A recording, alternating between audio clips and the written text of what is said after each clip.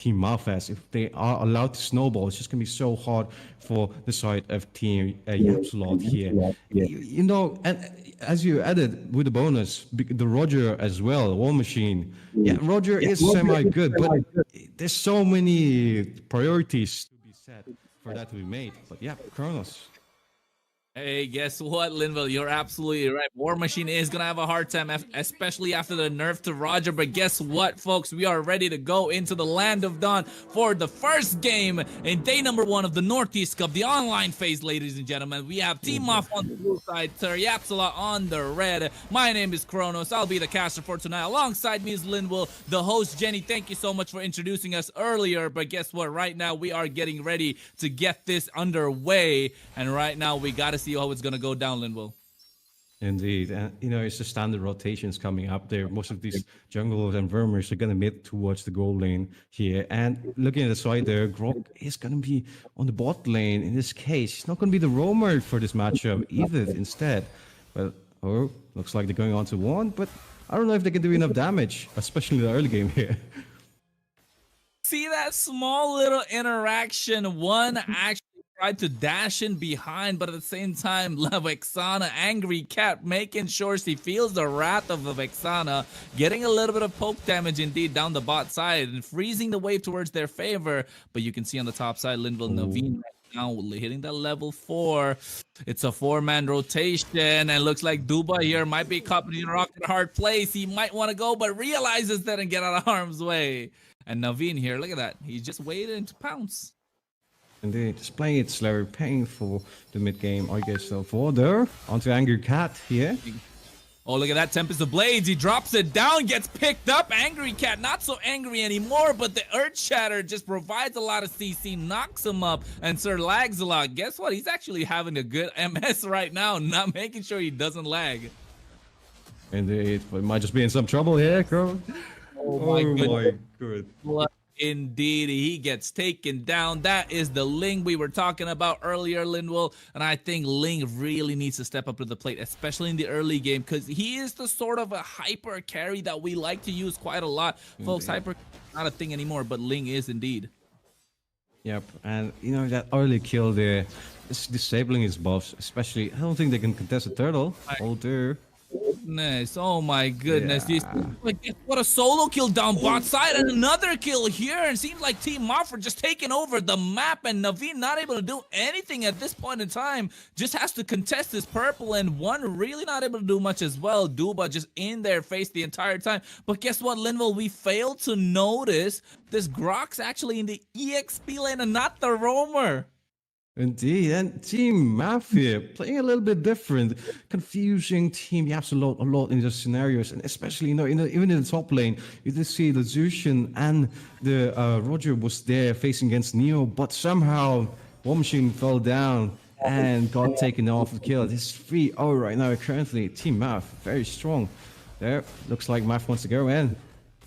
Yeah, I don't think it's idea, not onto a Tigreal, but the poke damage does add quite a lot later on.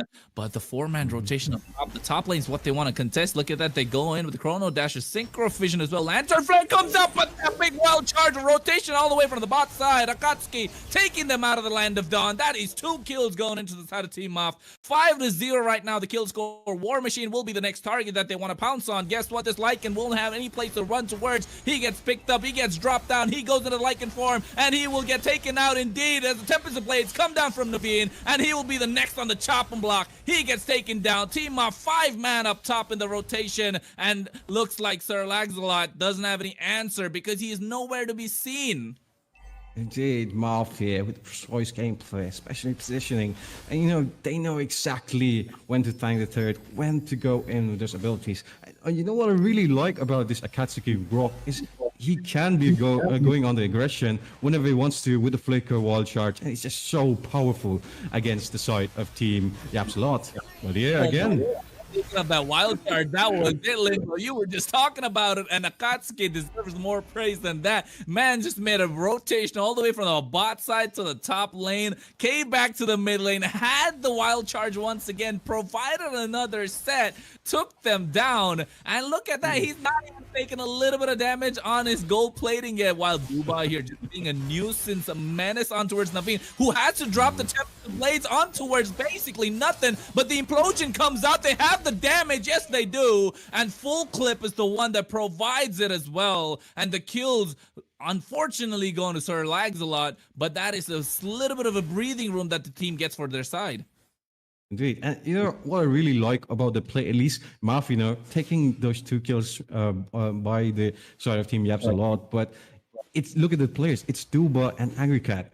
They have 2 kills and 0 kills, so it's not a shutdown. So maybe you could argue that is quite a smart decision there. Neo and Duba, yeah, going with aggression or Shadow. Oh, Sir Lagslot pulls him back with the Sacred Hammer, but Naveen is the one that's getting caught. Primal Rat comes out as well from Duba. Duba is the one initiating all these plays, but guess what? They always make it when Akatsuki's around. This man's able to rotate around the map so quickly. And well, how is that possible? People want to know. Tell us about your grok yapping already.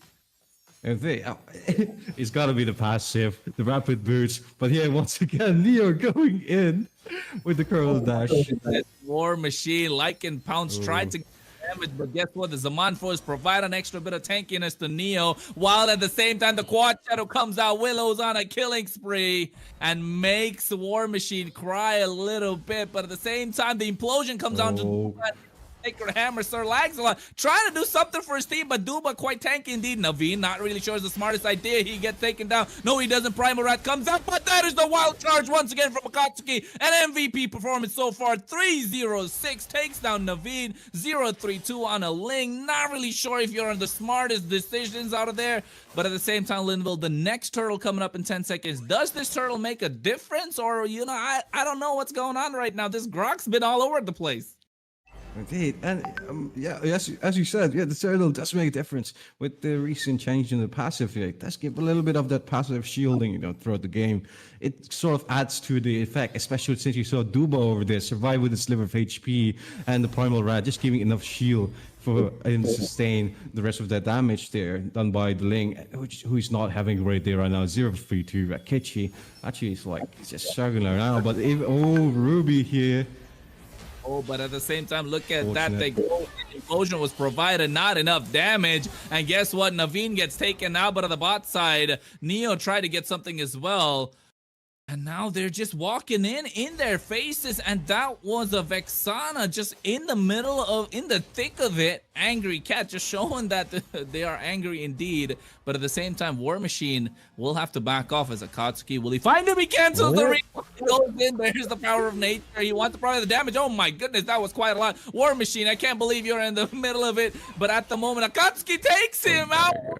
Again, this grok is on an absolute tear, and so is Team Moff leading the charge. Duba is in it as well, and right now they want to go in. He goes in with that onward, waiting. Lantern Flare picks him up, Linwell, but seems like they will back off for the moment.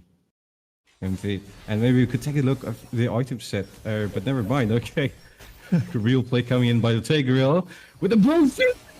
That's a full 3-man. I'm offended with the flicker, actually buying them enough time, and Naveen comes in. He wants to pick up the spoils, but guess what? He doesn't have the damage, does he? Tempest of Blades, he gets the shutdown. No, he goes on towards Full Clip. Who gets the triple kill? Willow, he does have the Ogi Shadow kill. The Retribution is there as well. That Flame Retribution, he can provide the damage, and guess what? One going in. He tries to clear the lane, but seems like he might get caught out. 1 against Willow, 12 against 9. We'll have to back off. Do not have the damage take that. And yeah, that is the mid-game play we won't see from Team Labs Labs a lot at this situation. Especially, you know, they have this spike early game, they're lacking the damage. You only have the crowd control abilities. We saw the perfect illusion with the Tigreal and the Ruby, and it was just impeccable. But yeah, it's a little bit of a chance, but the Shadow kill might be coming out onto Ruby, no? One getting taken down. Monster killing. Well, that guy is an absolute monster. Indeed, but this is the goal for the rest of Team Math to start off the Lord, trying to clear it off. Angkat with the zoning, Sir Lags a lot, ready to go in, possibly dodges the crowd control abilities, trying to zone out, and yeah, the Lord is going to be taken by Math here. Doesn't look like it's going to be contested. Duba trying to go in and set up for his team. Just plays on the aggression too much, might just be punished like previously. Terror Flickers on cooldown. But oh.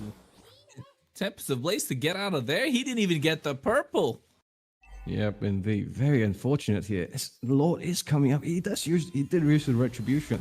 And you know, this Grok here, building with the mobility boots here. Look, if you take a look at the items, the rapid boots alongside the passive effect, it's just so mobile. And then he has been everywhere in the map, available for all those setups, all those damage, even able to melt the Roger in these cages. But Duba trying to go in possibly here, start off an early skirmish to disrupt the rest of Team Yaps a lot, splitting up, wave sync perfectly. Just might go in after this Lord dives in the bot lane. Yeah, it is, and look at that, Holy Defense gets procced as well, but the Lord still quite healthy in the bot side. They're trying to take it down. Full Clip doesn't have the damage that he needs. The passive is popped once again. The Holy Defense in the mid lane. Top lane is there as well. A lot of waves synced together. Seems like Team Moff actually get the inhibitor down, but slowly but surely they did. Next, they're trying to get somebody else on the chopping block. Seems like they understand it's not the right time to engage and back off. Indeed, and I guess it's a quite smart decision. They did take the turret for free, turret inhibitor, and Lord will be spawning in. So no need to risk it out, just clear the mini waves. If Team Yapsalot place it on aggression, they know how to answer. And they've already seen the Tigger Ruby play, so expecting it. But in the mid lane here, on towards this, gonna push it out. Oh, Conceal comes out. Sir Lags a lot. He wants to do something, but guess what? He has no space to do whatsoever because Akatsuki and Duba are right in their faces, you know, providing so much vision, so much peel for Angry Cat that is very much needed, especially on a Vexana. And let's not forget, hasn't really, you know, he hasn't really had his time to shine, to be honest. He hasn't dropped the Zaman Force. We haven't seen him dancing around yet, and that'll be coming out soon. Especially, I think it's because of this Ruby here, one just being a huge menace. And and my answer here? Oh, good. I'm not sure what one was thinking. I think he thought he already won, but guess what, my friend? You are 0-4-6 at this time around. Seems like he needs to find another way. They need to find another way. Yes, they had a moment of brilliance with that I am offended and implosion play, but that's what they need to rely on right now. They're going in. Oh my goodness, that chrono dash did one. It more than half his HP on towards Naveen. And at this point in time, I think they really need to buy some time because look at the goal difference, Linwell. It's about 7,000, 12 minutes into the game. Yes, it is quite a lot, as the Luminous Lord should be coming up anytime soon. Indeed, and this Luminous Lord is going to be huge for the side of Team Mav here, especially to end off the game. Only one inhibitor turret left in that situation. Itemization as well, perfectly done. And as you mentioned, 7k goal lead here. It's so hard to be contested. You know, Ling is just going for a split push in this scenario as the rest of his team can't even walk forward. You saw the damage from Neo earlier. It's just melting even the frontliners. And if they lose another member here, I don't know how they're going to defend this law, especially, you know, it's already past the 12-minute marker, almost the 13-minute marker, and, you know, timing it off with a respawn, it's just going to be so difficult here for Team Yapsalot, especially, you know, it just might be it. Yeah, it should be, because that's the only thing that's left standing is the inhibitor up top, and he goes with the onward. One is the one that gets caught. Earth Shatter, he gets knocked up. Sir Lags a lot, provides the implosion, but not on the right target, and they get quite a lot, along with Akatsuki, the wild charge. Tempest of Blades goes up, but there's nothing that he can do. The base crystal is the one that's exposed, and seems like Team Moff didn't want to waste any time at that. They cracked it open and took it down as soon as they could. A dominating performance for Team Moff, 21-6, Linwell, and seems like they had a field day today. Indeed, and it's been so logical, as in like musical. Just looking how Team Math plays, getting ready for the initiation. Dubot's ready whenever. He has always to be aggressive to keep the Tigreal and Ruby in check. You know, he was answered for it at one scenario, but that's pretty smart coming in. Akatsuki also, after the engage, always holds on to that passive effect, just immune to those crowd control abilities, and using the wall charge whenever necessary, whenever Tigreal drops the implosion. And I think that just came in crucial because Team Yapsalot's strong point are those team fights. And this Grok, having a full damage build shreds your backliners. At that point, Neo or the Hayabusa, the Willow, just comes in and then cleans up shop. So it's just pretty simple for them. But you know what, Linwell, I think I'm just nitpicking here when it comes to it, because I did see Akatsuki on the Impure Rage instead of like a Lethal Ignition, although he went all damage. Yeah. You think the Impure Rage is a little better, or is that still kind of living in the past, given that mana doesn't exist on Grok anymore? What do you think? The latter, living the past, but it's all right. I mean, he's going full damage. He's trying to get as much as he wants. They won. What else can they say? But guess what? Jenny just popped up on the screen. Hey, Jenny, what's up? How did you enjoy that game, bro? That was an absolute banger for the first one, wasn't it?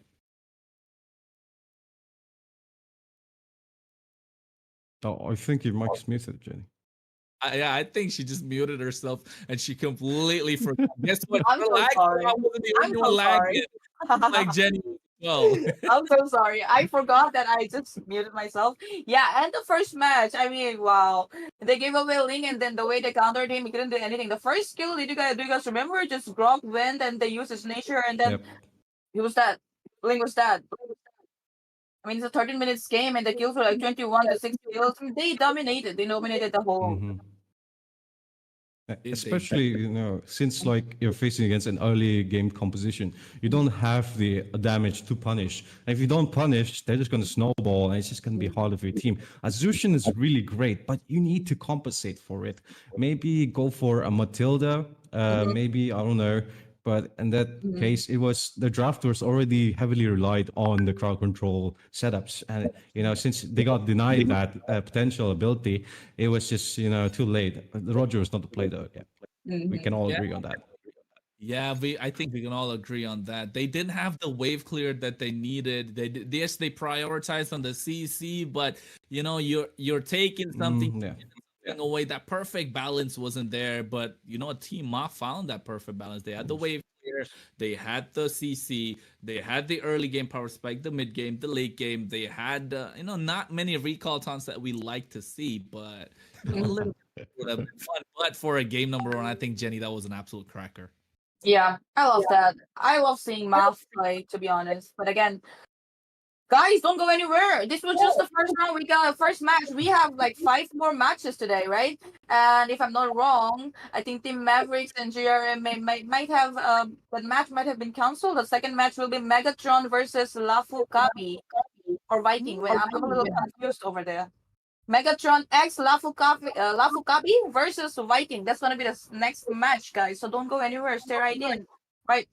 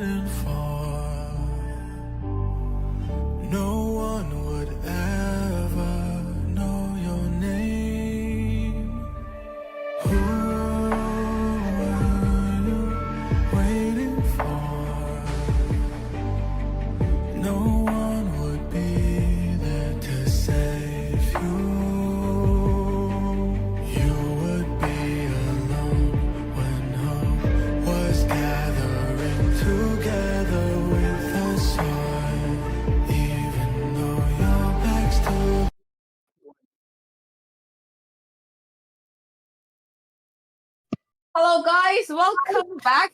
Well, it has been a hell of a match, the first match, and we're back with the second match. We're starting soon. We're just waiting for the players to hold in, and then we're gonna go back to the draft. But again, once again, make some noise for the Daisy guys who made it to international, Kronos, and Limo. Hey, bro. I think you said it the first time, Jenny, but guess what? The audio did not come through, folks. So unfortunate enough. Unfortunate. Yep. What? You can hear it once again, that wonderful introduction that Jenny gave last time as well for the Northeast Cup. But you know what, guys? You know what I was so excited about? Seeing that transition, that way, the Northeast Cup coming in and, the whole shebang. It looks so beautiful. I'm just so excited for the entire event. Indeed, very how much about Limo? so. And very well said also. Since, we're finally in the big stage, guys. India shining upon the limelight. All the players, you got a chance to show us what you got, show us that you can make it to the big leagues. And this is one of the possibilities for many more tournaments to come. Especially, we saw in the first game, Team Muff played wonderfully well. Unfortunate for Yaps a lot, though. But it's just to show that every team here means business. You got to come in here in the tournament, trying to take it all, win the lot with your team. Even if you go down with a loss, maybe it's take that as as a learning curve for future tournaments to come. But yeah, I think that's enough for a little bit of an intro. But Kronos, what are you expecting from these two teams we have, Team Mavericks and GRM? Hey, yo, I thought you weren't gonna mention the name of the team, but guess if you want to be a part of this, Jenny, you should play the game. So you should download the game, bro. Why did you download the game yet? Well, I already did.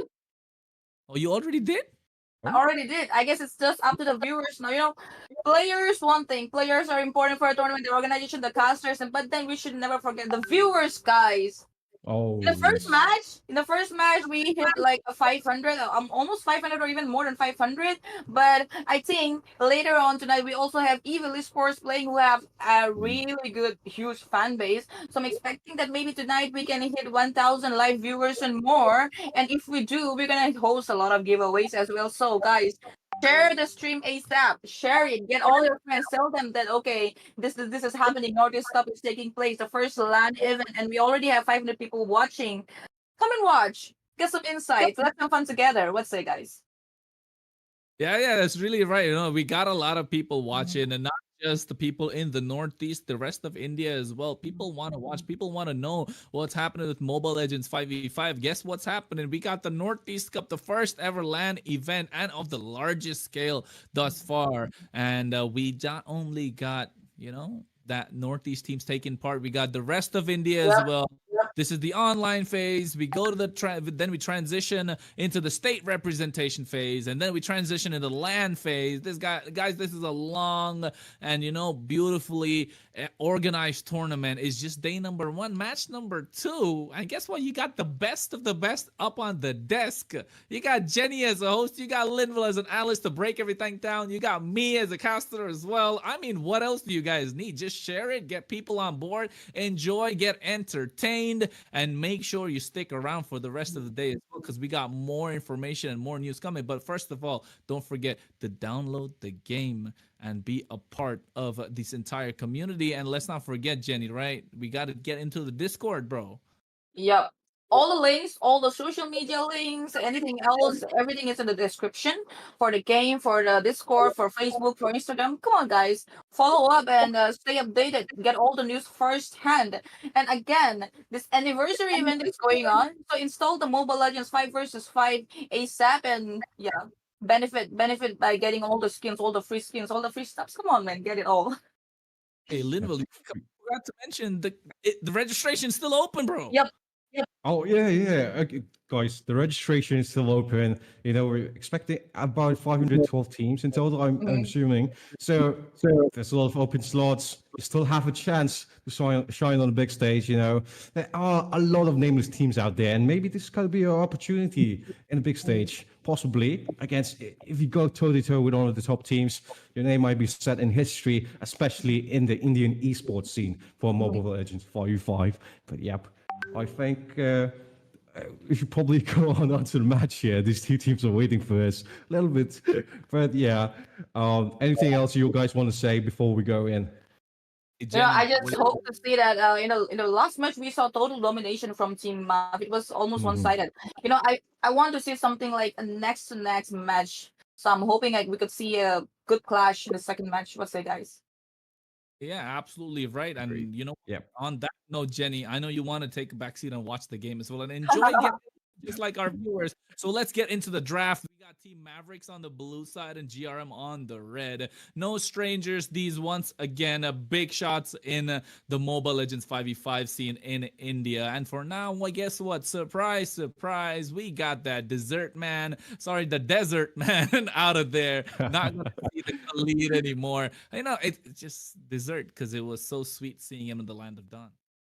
Yeah, I mean, yeah, sand is a dessert, I guess, in that situation. But these two teams here, they know what's up here. Khalid ban straight off the bat, as you mentioned, just what you expect when you're going in to this pro scene here. And the Ruby being answered as well. This is what I would like to see. The previous game, so many broken heroes open. The compositions there always it gets spicy but a little unbalanced, you'd say. So you did see a complete total domination from Team Mav, but this time here Team Maverick as well as GRM here knows what's up, bans off those annoying XP laners who have been quite a menace with their abilities. Khalid super tanky, does a lot of damage, and Ruby likewise with the crowd control abilities in this case.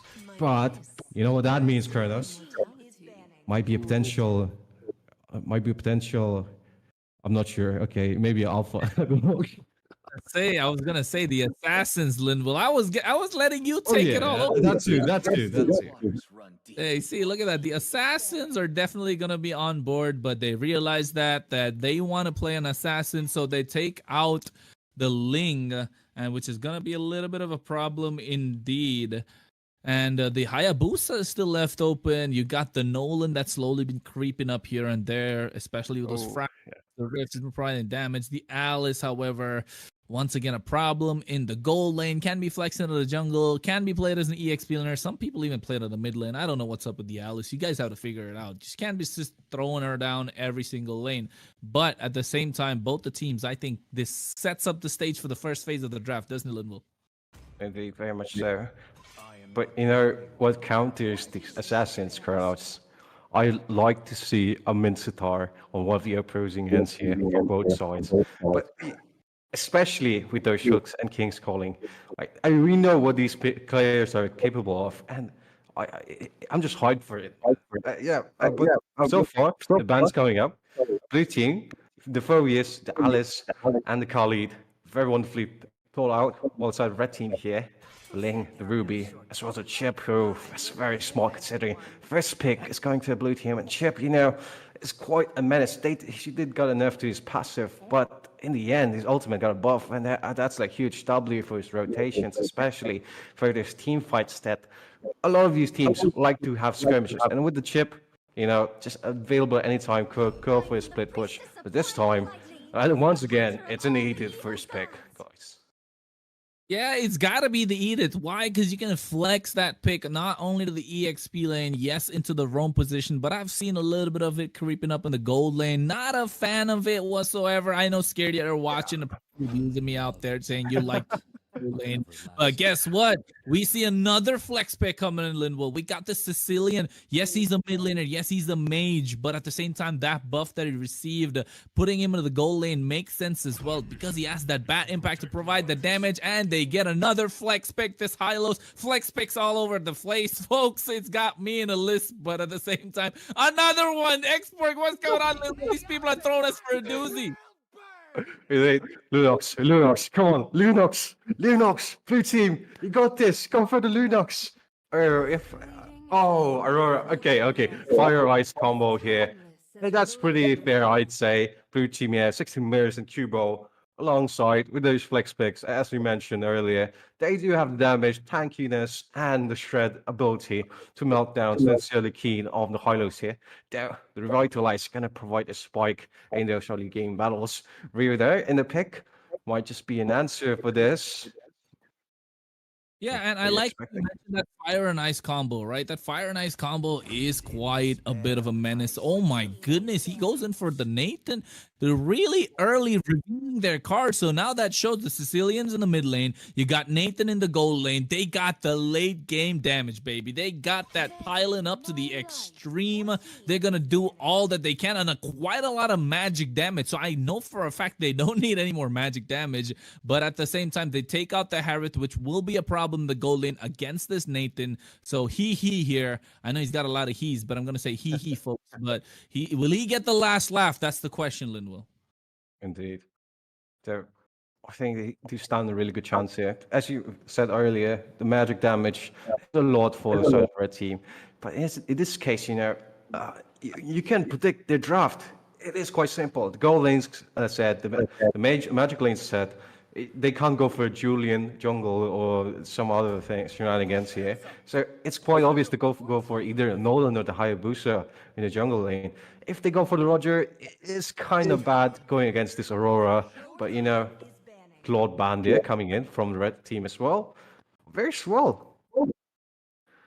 Yeah, and I think it is smart bans. They got to take out the gold lane competition, especially the ones that can actually provide quite a lot of dive in the form of this Claude. Yes, he has the BMI, the Blazing Do It, just going to go into the back line, create havoc once again. Especially given the fact that he has no mana. Yes, he received that rework, folks. Get back up to speed. I don't know where you guys are, but right now we are in game number 2 of day 1 of the Northeast Cup. Team Mavericks on the blue side, GRM on the red. 5-5 bans all set in match, folks. And we got the Hayabusa and the Bane on the blue side as well to finish it off. But guess what? The jungle, they're looking to go down the Martis. We haven't seen that for quite some time, haven't we, Linwell Gushen? But they go into the form of a CC and the EXP. So revealing their cards finally. Hylos is going to be in the roam position along with the Sicilian, providing the front to back composition. That's what they're going for in the side of Team GRM. But Team Mavericks, they got this fire and ice combo. Linville, I know you love to speak about that, so take it from me. Indeed. And, just going to see wonderful team fights here from the blue side here. And Zen picking up the CC is really smart. If you lock in the Xbox with one of the teammates, it's just going to prevent him from diving into the backline. And you see here, Xbox doesn't take the retribution. Are they going to switch it up with the draft a little bit? Maybe. Waves does hover over the Beatrix over there. So who's going to be the jungler? We know on the Carmilla in this case, still thinking about it. Time running out. T-3 locks it in. It is going to be Kuro still on the jungle. This case though, but Ryu, a Gusion out of all heroes in this case, after already 3 magic heroes from the side of the red team. This is going to be quite surprising if he locks it in, but no, okay, hovers over the Fanny. Could be a very good pick here, since you don't really have those targeted markers here for the Fanny. Sure, the Aurora could stun her and freeze her, but it is slightly difficult. The cables are flying around the battlefield. So it's going to be quite hard for blue team though, but a lot of picks to go. A lot of picks to be decided, has a lot of options. Ryu does know the drill, and Assassin main could go with the Nolan and get the flash clear ability. Well, dude was teasing us the entire time. He showed in a Gushin, went from that to a Lancelot, showed up the Fanny, and guess what? He stuck with the Nolan. And, I know, Ryu, you're a tease for the side of Team GRM, but guess what? Team Mavericks are not going to leave that stone unturned, because not only does Team GRM want to run with a front-to-back composition, Linwell, seems like Team Maverick as well are looking to go for their front-to-back composition with that Beatrix and Aurora on the back line. You got Edith to provide the front line. You got Carmilla to soak up all of that damage, and especially Xborg to finish them off. So, Linwell, what do you think? Which team are you in for this time? Well, I'd like to favor the side of Team Mavericks, but Team GRM just has a very strong potential, especially with this Nolan to snowball. If he knows what he's doing, he can get those levels up pretty fast, and the team fight is going to be quite explosive. Yeah, it is going to be Explosive indeed, and I think right now, ladies and gentlemen, get ready to get into the land of dawn for game number 2 of day number 1. We are in the Northeast Cup, folks. Yes, you heard that right. And for those of you who want to join, make sure you register, as registrations are still open. But to do that, you got to download the game. And once you download the game in the Play Store, make sure you go onto the Battle Lines Discord. The link is in the description. Look for the moderators or admins to help you out with how you can go about this process and then be a part of this tournament altogether. And right now we got Team Mavericks on the blue side, GRM on the red. My name is Kronos. Alongside me is Linwell. Linwell, what's up with this game right now? Indeed. Well, this game's just going to be a standard playthrough, especially since, this level 4 spikes are going to be crucial for both these teams here. Early Gankter coming in from 16 mirrors onto its Z, but it's a CC. Come on, guys. She's just so tanky in the early game.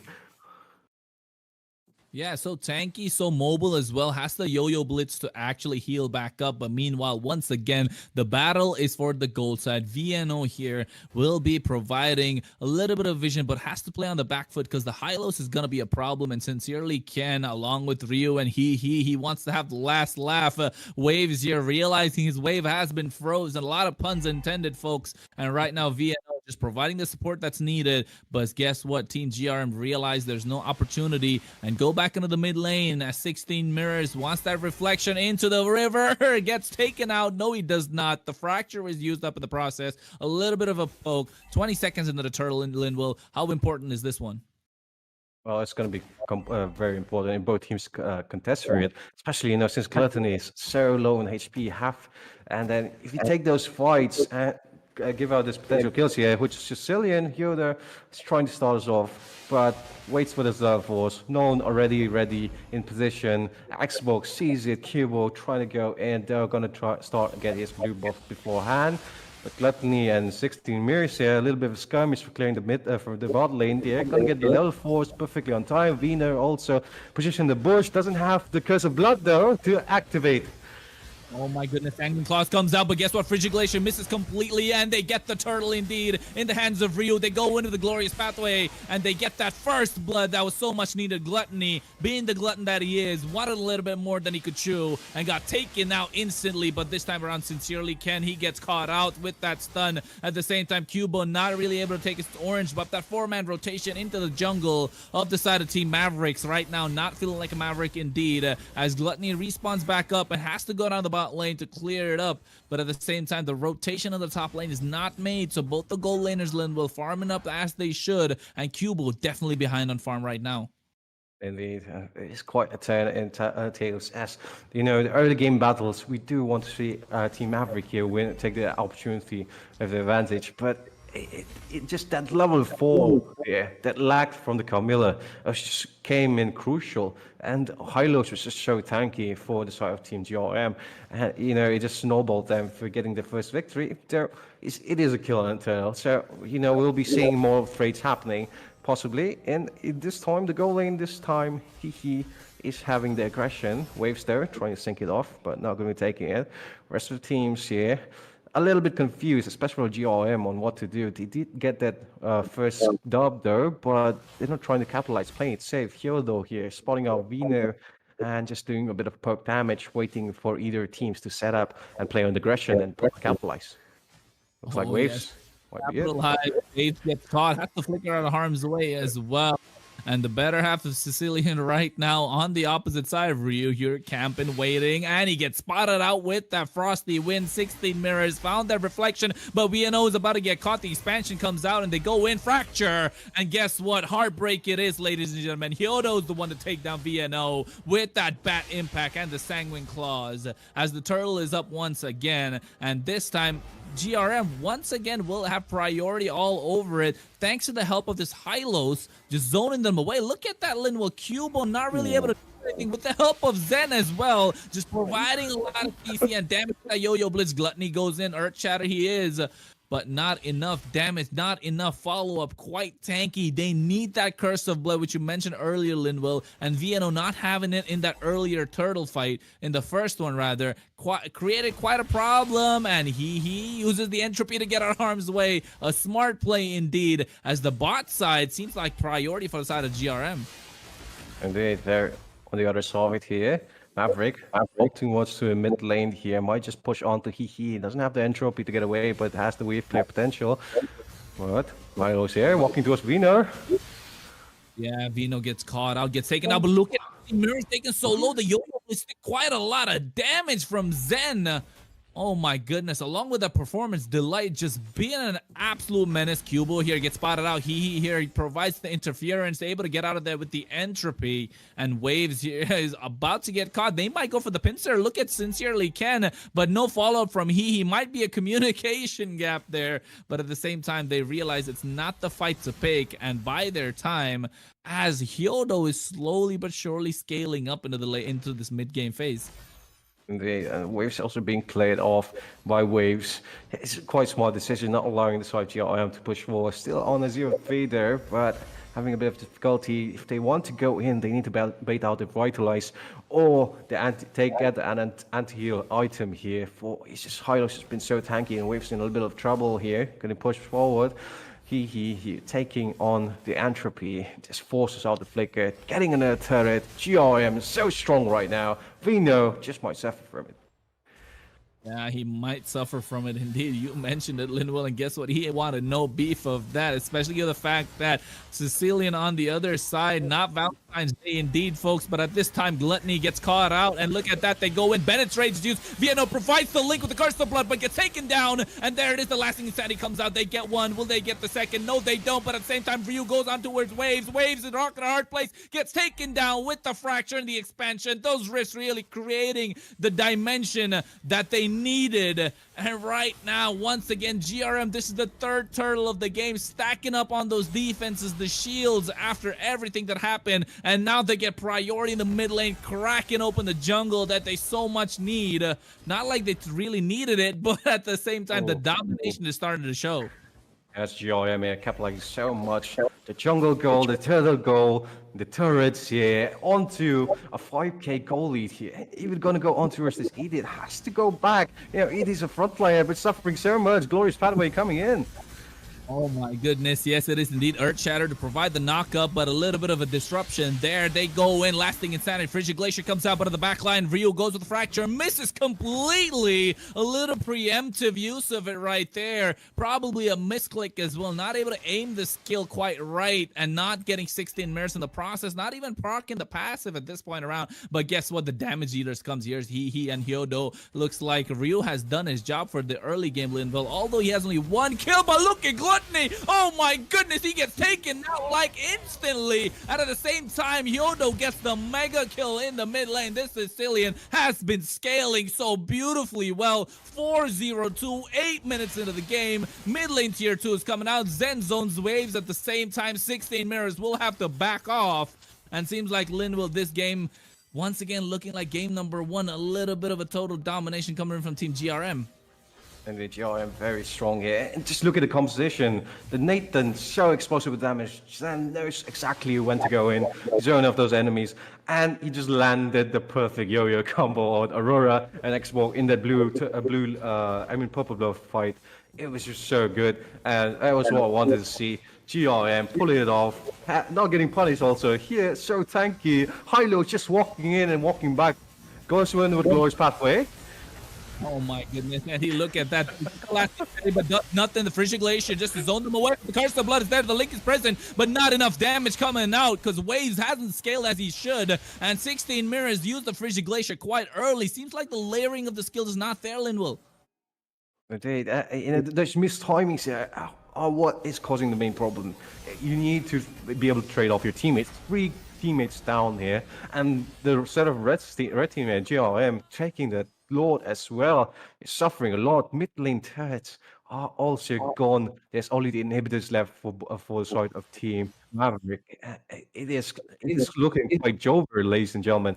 If Team Maverick doesn't show up with the combo here, I'm expecting 16 mirrors and Vino land a perfect Curse of Blood and Frigid Glacier. If they don't do that, this might be the end of game, Kronos.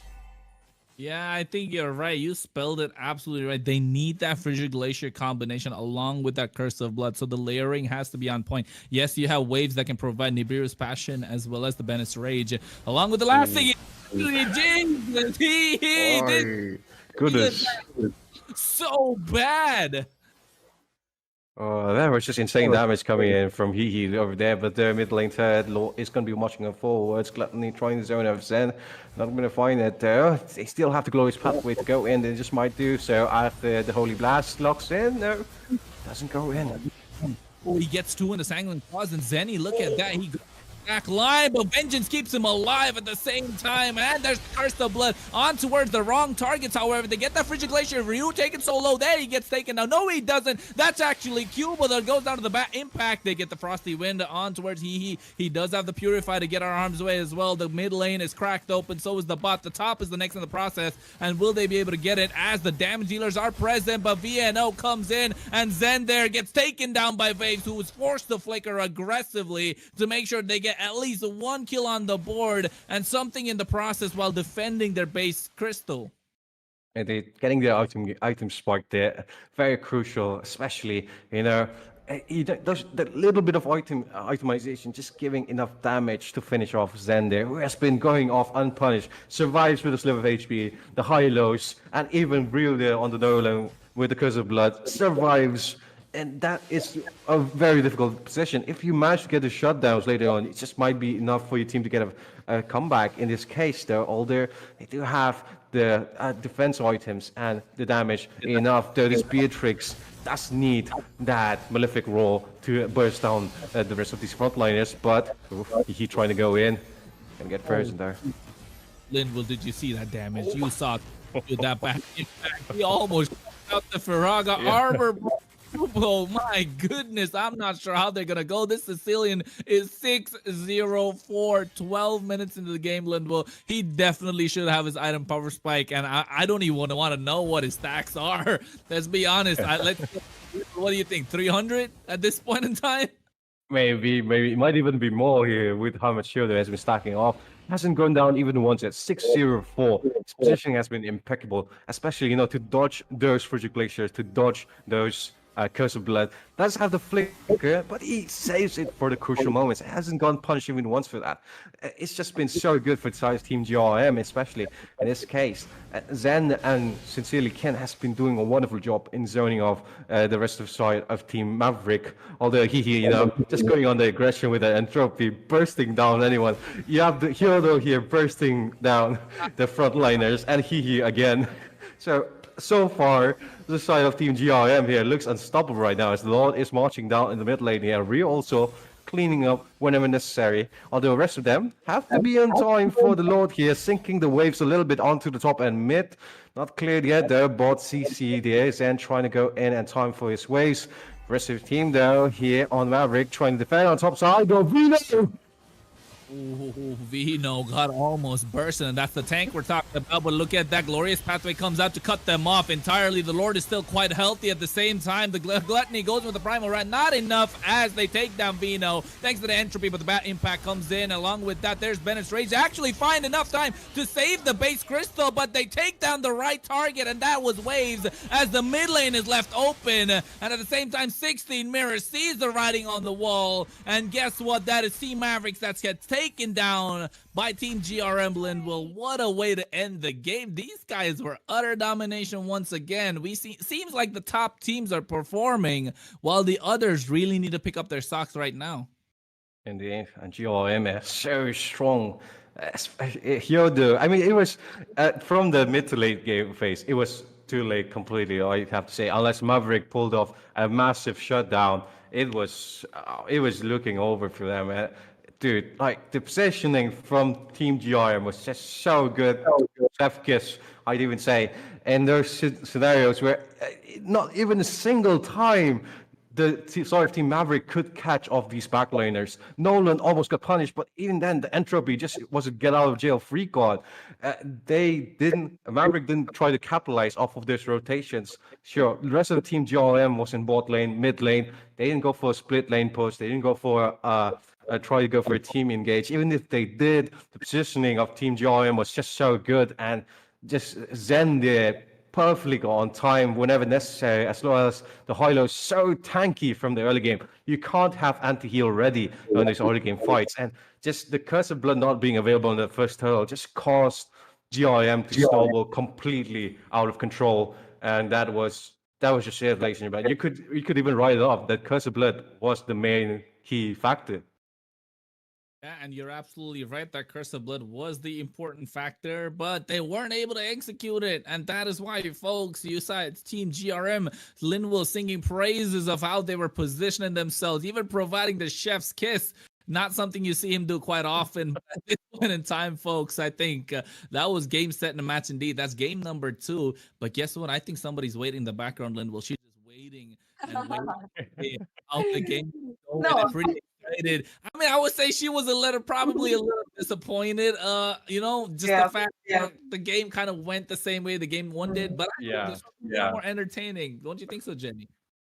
honestly, yeah, kind of disappointed, but it was at the same time it was entertaining. I really wish to see a clash, a next to next match, but then well, it was like action repeat. The same thing happened all over. It was the size that changed, the blue and the red. But then, yeah, again, it was fun. You know, the viewers, I was actually reading the comments, and some viewers were actually waiting for Team Maverick to do a comeback. They were like, okay, one mistake, and they're going to make a comeback, but that didn't happen. Well, Team GRM really dominated. They did It dominate was quite a lot. Yeah, or Linville, they did, didn't they? Like okay. because of what you said. Mm, mm. Say it. Indeed, actions speak louder than words, my boy. But yeah, that was pretty much it. But I think it's quite what we expect though in the qualifiers there. All of these teams, it's going to be a huge difference in the terms of either experience gap or skill gap, which is quite eventual. You have a lot of different players out there. Sometimes some of the teams are even coming back to the game right here. Here in being mobile 5v5 a recent thing. So that's quite obvious, but give it some time to cook, and these teams, they might just, take a victory in the next tournament. You never know. You never Yeah, know what you happens, never folks. know. This could be their eye opener. You know, they might actually Yeah, go back and be like, "Oh no, we gotta practice. We gotta take them down later in another tournament." And then this could be their anime arc. yeah, the motivation, the Pretty much. drive to make them do better. Well, It is true. It is true. Definitely, like, it's just a matter of time. But you know what? If you really want to be a part of it as well, folks, don't forget, you gotta download the game, which is there in the Play Store. After you download the game, look for the Discord of Battle Lines. The link is in the description. And once you get there, you ask the moderators, guess what? Hey, this tournament's still valid? You know what? The registration is still open. You gotta make sure you register. And we want to see you not just battling it out, not just duking it out in the online phase, but we want to see you guys even in the land phase of the event. Maybe you get a chance to represent your state. Of course, you got the 8 Northeast states along with one other, which is the rest of India, which got 2 other slots. I got a whole video that's explained. That's there in the Battle Lines YouTube page as well. You just got to click in the YouTube and find that video. And the explanation is all there, how to register for the tournament. Everything is provided, folks. You got everything that's needed for you to make it an absolute blast. So right now, I think, Jenny, the next game should be quite yeah. exciting and spicy again.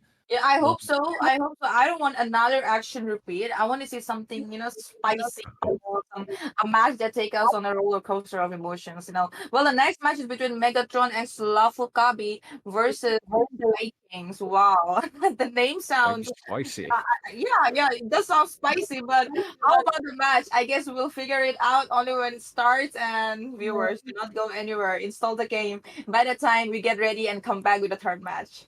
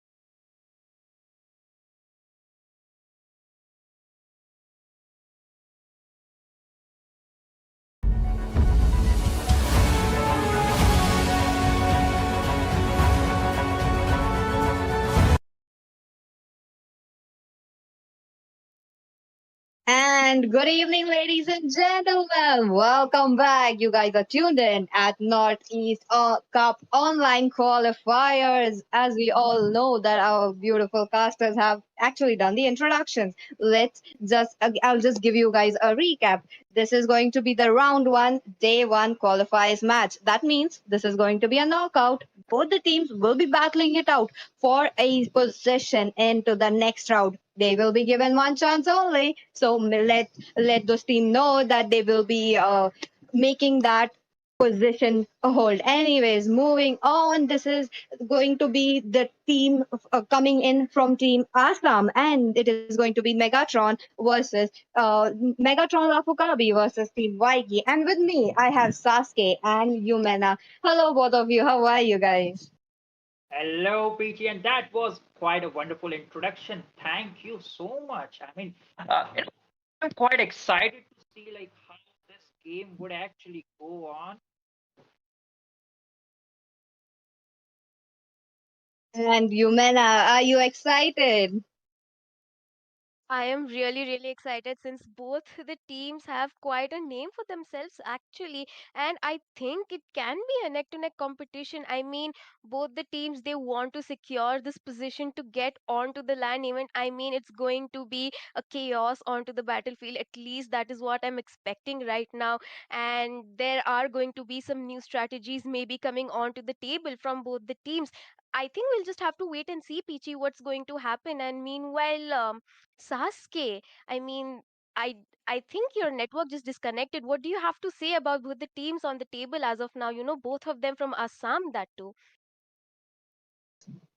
Technically provided the information, but seems like my network was quite interesting. But yeah, I would like to recap. Like it's going to be an exciting match because since both the teams are from Assam, so like both the teams would be likely relying, like they would be knowing how well each of the players would be playing because since both of the teams are from the same states, they might have gone multiple they might have battled multiple times in rank in or some other tournaments. But let's go into the battle phase. I'm too excited, like how well these two teams will actually draft. We'll be seeing some amazing bans, or will it be just some meta bans? Hold on your horses, Sasuke. Before we jump onto the draft, I have to remind you guys that this is going to be a qualifiers round, and there will be 8 states that will be battling it out. And from that 8 states, there will be one teams will be representing each of their state, and the other 2 spots are for the other states. That means this is for the rest of India. With that, this is the information for the Northeast Cup online. This is going to be Sasuke and Yumena taking away the game. Let's jump into the draft right away.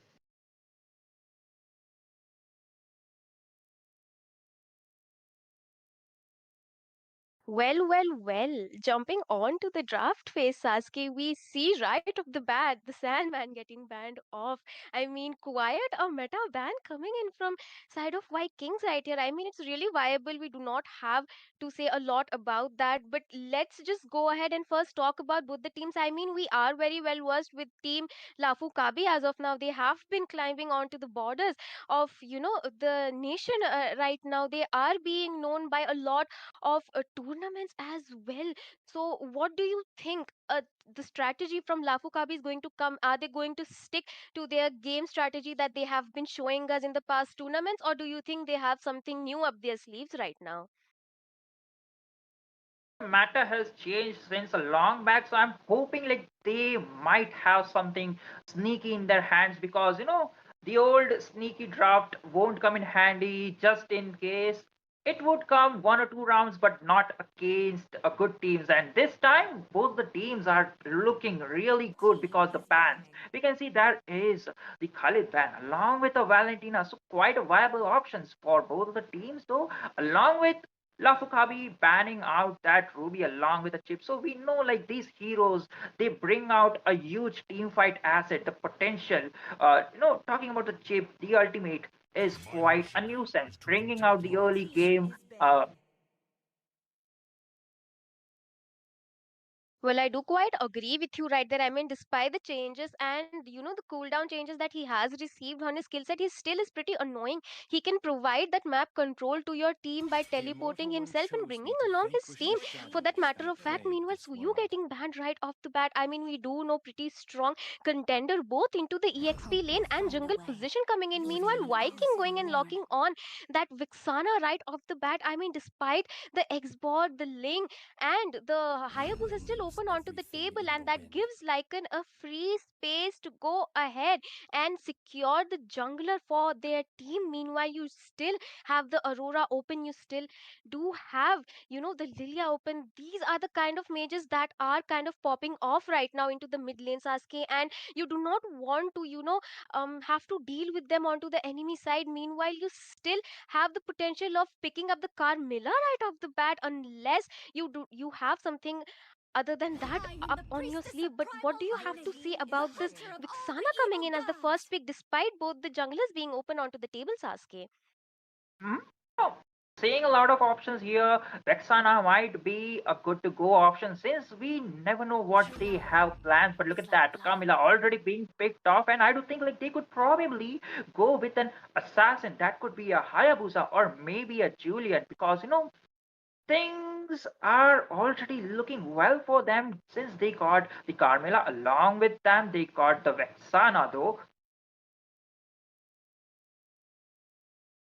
Well, I do quite agree with you right there. They are going to go ahead and secure that Carmilla. We do know how annoying she is, especially onto that lane gangs, onto the team fight. The potential is really high. You do have the Eternal Guard as well for the backup coming in with Yuri on the Vexana right here. Meanwhile, you still do have a lot of options open onto the table. I mean, Team Lafukabi can go ahead and secure that Xborg unless they are sending Mina onto the EXP lane right there. I mean, both the teams looking quite strong as of now. You have the Ling, you have the Edith to soak up the damage to be the front line for your team.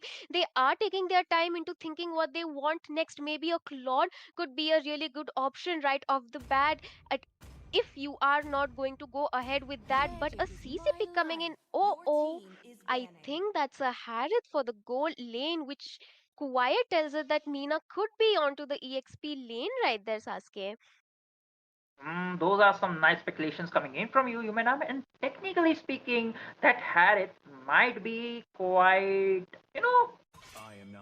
too early pick because there is still a min star along with some potential counter picks available for Team Blue to just grab it. But moving on to the second phase of the draft, we can already see like the phobias which was available for either of the teams to pick it for the first phase of the draft is now getting banned by Lafu Kabi. Like they are technically leaving no chances like that.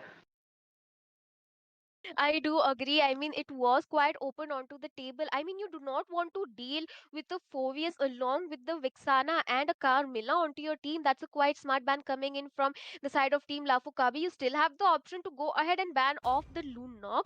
It can be quite a menace if Team Lafukabi is going to go ahead and pick those heavy frontliners coming in for their team. But meanwhile, the Brody getting off banned off the table right here. I mean, a really good answer coming in for those tanky team comps, since the early game potential that Brody has is well stronger compared to other goal laners in the current meta. But I think the Ixia is also popping off lately. I mean, not a lot of people um do know how to use it in a very strategic manner. But you still have the Claude open, but they are going to go ahead and ban that Lu Zhong for White Kings right there. Maybe they have done some research onto each other. It could be a respect ban coming in, Sasuke, for all we know. Mhm. Yeah, that could be quite a case, but since Lafukabi have already picked down the Harith in the gold lane, so I'm quite not sure. Like, why would you ban out that Brody? I mean, you could probably ban out a mage or maybe a EXP lane though. But looking at the draft, we can see like the final ban coming in from Team Blue will be that CC ban. I mean, that was quite some mind games being played from Lafukabi since they showed down that CC and picked down that Harith within an instant. So technically speaking, that was some quite mind games being played off. There are also Well, shadows. that is right. And as we are continuing on to the drafting phase, I just want the viewers to ask what team are they supporting as of now? Because the drafts coming in from both the teams are looking quite strong. I mean, I'm kind of leaning more towards Lafokabi because they right off the bat went ahead and picked that Luoi. You know, it's going to be really, really strong into the mid lane as well as onto the team fights. The diversion plays are going to be really important in this match, Sasuke. I mean, if you want to have those successful ganks, meanwhile, we did forget about the Mincy Thar right there, Sasuke. Arcane kind of hovering over it onto for the goal lane. I mean, quite a good answer for the Harith, in my opinion, if you ask me. But once you have baited the King's Calling, it can be a little difficult to, control that Harith in aspects of damage that is going to come out from him once he manages to get his Holy Crystal onto the table, Sasuke. Hmm? Well, Midstar quite be a good answer pick for the Harith, but again, inside the King's Calling, like the whole enemy team would be just marching down and focusing on that Harith. So I mean that could be a good chance for Zozo to use his yin yang reaction and provide the insane amount of CC. Along with that, if you pair up with the knockup coming in from Edith, well, that would be just a cherry on top for Team Lafukabi. And speaking of Mm-hmm. the final pick for themselves would be the Akai. So in terms of CC, along with the damage, Lafukabi definitely have an upper hand. But Team VV they have the Carmilla. So that particular hero, I would like to highlight. Like it is a table turning hero. Like the curse of blade binding down 4 to 5 Mm-hmm. enemy heroes, and the damage being popped out from the team is just too insane. I agree with you. I mean, the tables could turn if Gosu General, 24 Gosu General manages to land the Curse of Blood on point at least onto 3 people.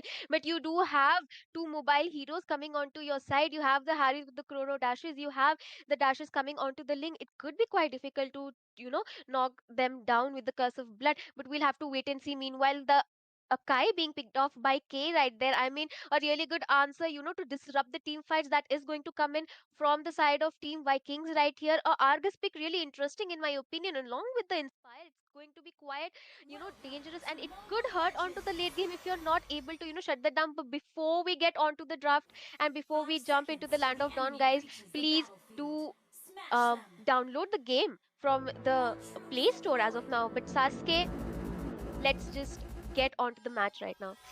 Definitely, since the teams have already been jumping down to the land of Dawn, this time to the blue side, it will be Team Vikings taking on Lafukabi on the right side. This is the Northeast Championship Cup. And definitely, if you want to join this championship, the registrations are still open. And definitely, you need to download the Mobile Legends 5v5, which is available on the Play Stores. And moving on to the draft, I mean, moving on to the game, we can see like pre-standard rotations. Wait a second, Akai with that Zuzu looking down, they are just chunking down that minion away from Hayabusa. They are, getting that creep off of the table for Hayabusa. I mean, really smart play coming in from Lafukabi. Meanwhile, Arcane being poked down by Mina right there. I mean, they are trying to get some pokes onto their table. Look at that, Sasuke.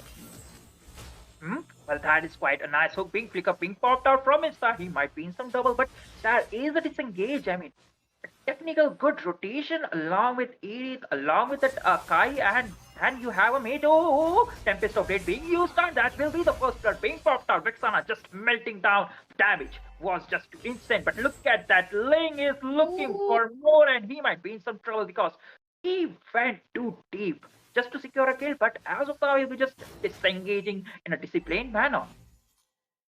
I do agree. I mean, it was his time to get the kill if he did manage to get it onto the Minsithara right there, because once he is level 4, it can be quite difficult for Ling, to be present onto the team fights along with the probability of the King calling being in the team ganks. Meanwhile, really nice rotation coming in, especially from K right there. I mean, just chopping off the jungle coming in for Mr. Diru right there, and Mina already starting the turtle for his jungler. I mean, really nice map presence, a lot of synergy we are, quite seeing onto the table. I mean, this is what we like to see, Sasuke.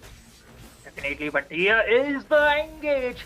Guy might be in some trouble that. Oh, wait a minute, but this time it will be the battle of retribution being won by Link. There is the Tempest of Blade, and this time he'll be securing a kill. Mia securing a kill. Oh, Oh, into that Winstar, and that is the ultimate being popped out from Luoi, securing a killing spree with that Yin Yang overturn, dealing some insane amount of damage in just 2 minutes of the timer. I agree. The tank on the side of Team Lapukabi already 4. Meanwhile, the mage on the side of Viking still struggling on to level 3, just now able to reach level 4. I mean, the farm difference is showing quite a bit. The early game advantage that Ling was able to have on his table is actually going to help him quite a lot to snowball against that Hayabusa. I mean, the only way you can stop an Hayabusa is, not letting him farm. And I think Lapukabi is doing a really great job at doing that. And right now, Luke Cage is being a menace into the jungle of Hayabusa. He's just roaming around like it's his own place. It's being little difficult for 24 Gosu General to, do give that initiation, because what are you going to do? You have the disruption potential coming in with the ultimate, but look at Junior Fighter right there. He wants to poke down the Link, but it is quite difficult. Ooh, the damage coming in from Yin Yang reaction right there, Sasuke. Definitely already been dealing ton amount of damage. I mean, Bal, it's just 4 minutes to the game, and Luo definitely dealing some damage. I mean, I really want to look out the itemization she built because talking about the gold lead, they are technically in 4K gold lead, and that itemization, she's already made that poke. And so definitely the engage is, but wait a minute, Hayabusa using the quad shadows in the top lane. It will be Akai using his heavy spins or happy spins, whatever the name is, and Oh. scoring the kill, but look like Arthur will be the next one to join down the in the death zone though. But the aggressions coming in from Lafukabi is just no joke. That tower is almost taken down. Man, quite an important pick off. Two of the important members picked off before the objective spawns. I mean, Lafu Kabi right here taking the whole map control. Meanwhile, Mina in a really serious position, but will not be taken down because the damage is not enough. This man is not farmed up, Sasuke. What are you going to do if you're choked down like that? All the objectives, the top tier tower is also taken down by the side of Team Lapu Kabi. I mean, they are choking them down, and like an already onto the blue buff of Hayabusa, he's not even able to get his jungle. Look at the diversion coming in, Sasuke. Definitely, though, that Akai is providing some definitely good visions along with some insane setups. No, what they actually did in the early game is to nullify the objectives, the farm from Hayabusa. Oh, wait a minute, that is the curse of blood being popped up from Kamila, but there is the backfire. The yin yang overturn damage is already dead, and that will be Yuri going down. But again, it is going to be a double kill for that Louis because the damage. What if that Argus is already done? That is the Tempest of Blade. Killing spree already being secured. Only the final members from Lafukabi remains, and that will be the Minstar joining the party a bit later. But this time Lafukabi showing discipline. Disciplined game, and will be recalling because they secure the kills, they won the team fight, they don't want to overdo it. I do agree. I mean, they do know their potential. They are not overextending. They are not taking fights that they know they are not capable of. Ooh, the circle coming in from K right there. Mega kill on that Vixana. She is not able to stand under her tower as well. I mean, the gap is showing on Sasuke. The mid tier tower going down onto the hands of Lafukabi right here. In a curse of blood being used this time, connecting 4 members of Lafukabi, but there is no potential damage from Team Vikings at this point. Again, ultimate being used away from Louis, and I don't think, oh, that is quite a nice ultimate. Mista might be in some trouble. Being forced out, there is the yin yang overturn. The damage is already dealt, and Ling will be the one clearing down that kills, man. Man, oh man, look at the domination coming in already. Mr. Diru forced to retreat back, and the Eternal Guard being used on to get quiet, a risky position coming in. I mean, he wanted to get Yuri off from under that tower. Meanwhile, unstoppable onto the top lane. I mean, what is going on? There's skirmish happening all over. I mean, you are so farmed up. 26,000 gold onto the side of Team Lafu Kabi right here, Sasuke. I mean, they have farmed up. The third turtle is up. I'm not really sure if they're going to trade it for, the tier 1 Lord. No, looks like they are going to be taking it. And the diversion play yet again coming in. I mean, this is the kind of play that I was talking about. Look at that damage coming in from Zozo. Arcane not even able to sustain even one yin yang reaction from Lue at this point. Well, the magic damage coming in from Luo is no joke, and that yin yang reaction, the early mage domination she dealt to the enemy team is on point. And definitely, if Vikings want to turn out this game, they need to split out the sections. But Vexana will be the one falling down because there is the two ultimate being popped up. Definitely, Link. Tempest of Blade will be the first initiation, and the damage from this assassin, the Ball Walker, the nimble assassin, is no joke because they technically have the 11k gold lead. So I'm quite sure, like most of the heroes, they are already made or on to the last item though. I do quite agree, and they are looking quite strong right now. I mean, they have been pushed down, all the towers being pushed. Meanwhile, the mid tier will be saved by the grace of that. Wait a minute. Oh, that is the ultimate being popped up from Argus, and he'll be just going down. Tempest of Blade being used in an defensive way, but wait a minute. He managed to, bait down that King's Calling. A huge resources are pulled away from Vikings in a dire situation since the minions is already marching down towards the enemy doors from the mid lane along with the bottom lane though. And look Oh, at that is Kane the at epic this. things along with the yin yang reaction, double kills being secured, but in the process, Akai will be the one going down, but this time the damage is already dealt. Zaman Food being used, marking down the tower. This time he'll be zoning off the Vexana, and it will be the Luoi securing down a kill picker. Beautiful flicker. Knockup being used from Edith, and Primal Rat being forced Are away. we That going to see the crystal being taken down before the Lord spawns, Sasuke? Man, that was a one-sided match coming in from Team Lafu. I mean, they dominated from the early game, choked down the Hayabusa, did not let him farm, took away all of his jungle potential. He was not able to, level up as fast compared to Lycan right there.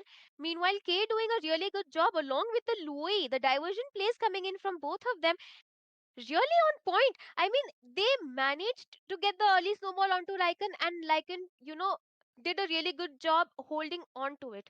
And Team Viking right here kind of falling off onto draft as well, in my opinion, Sasuke, because the Argus pick, I mean, I'm not really sure what that was going to do for you onto the gold lane.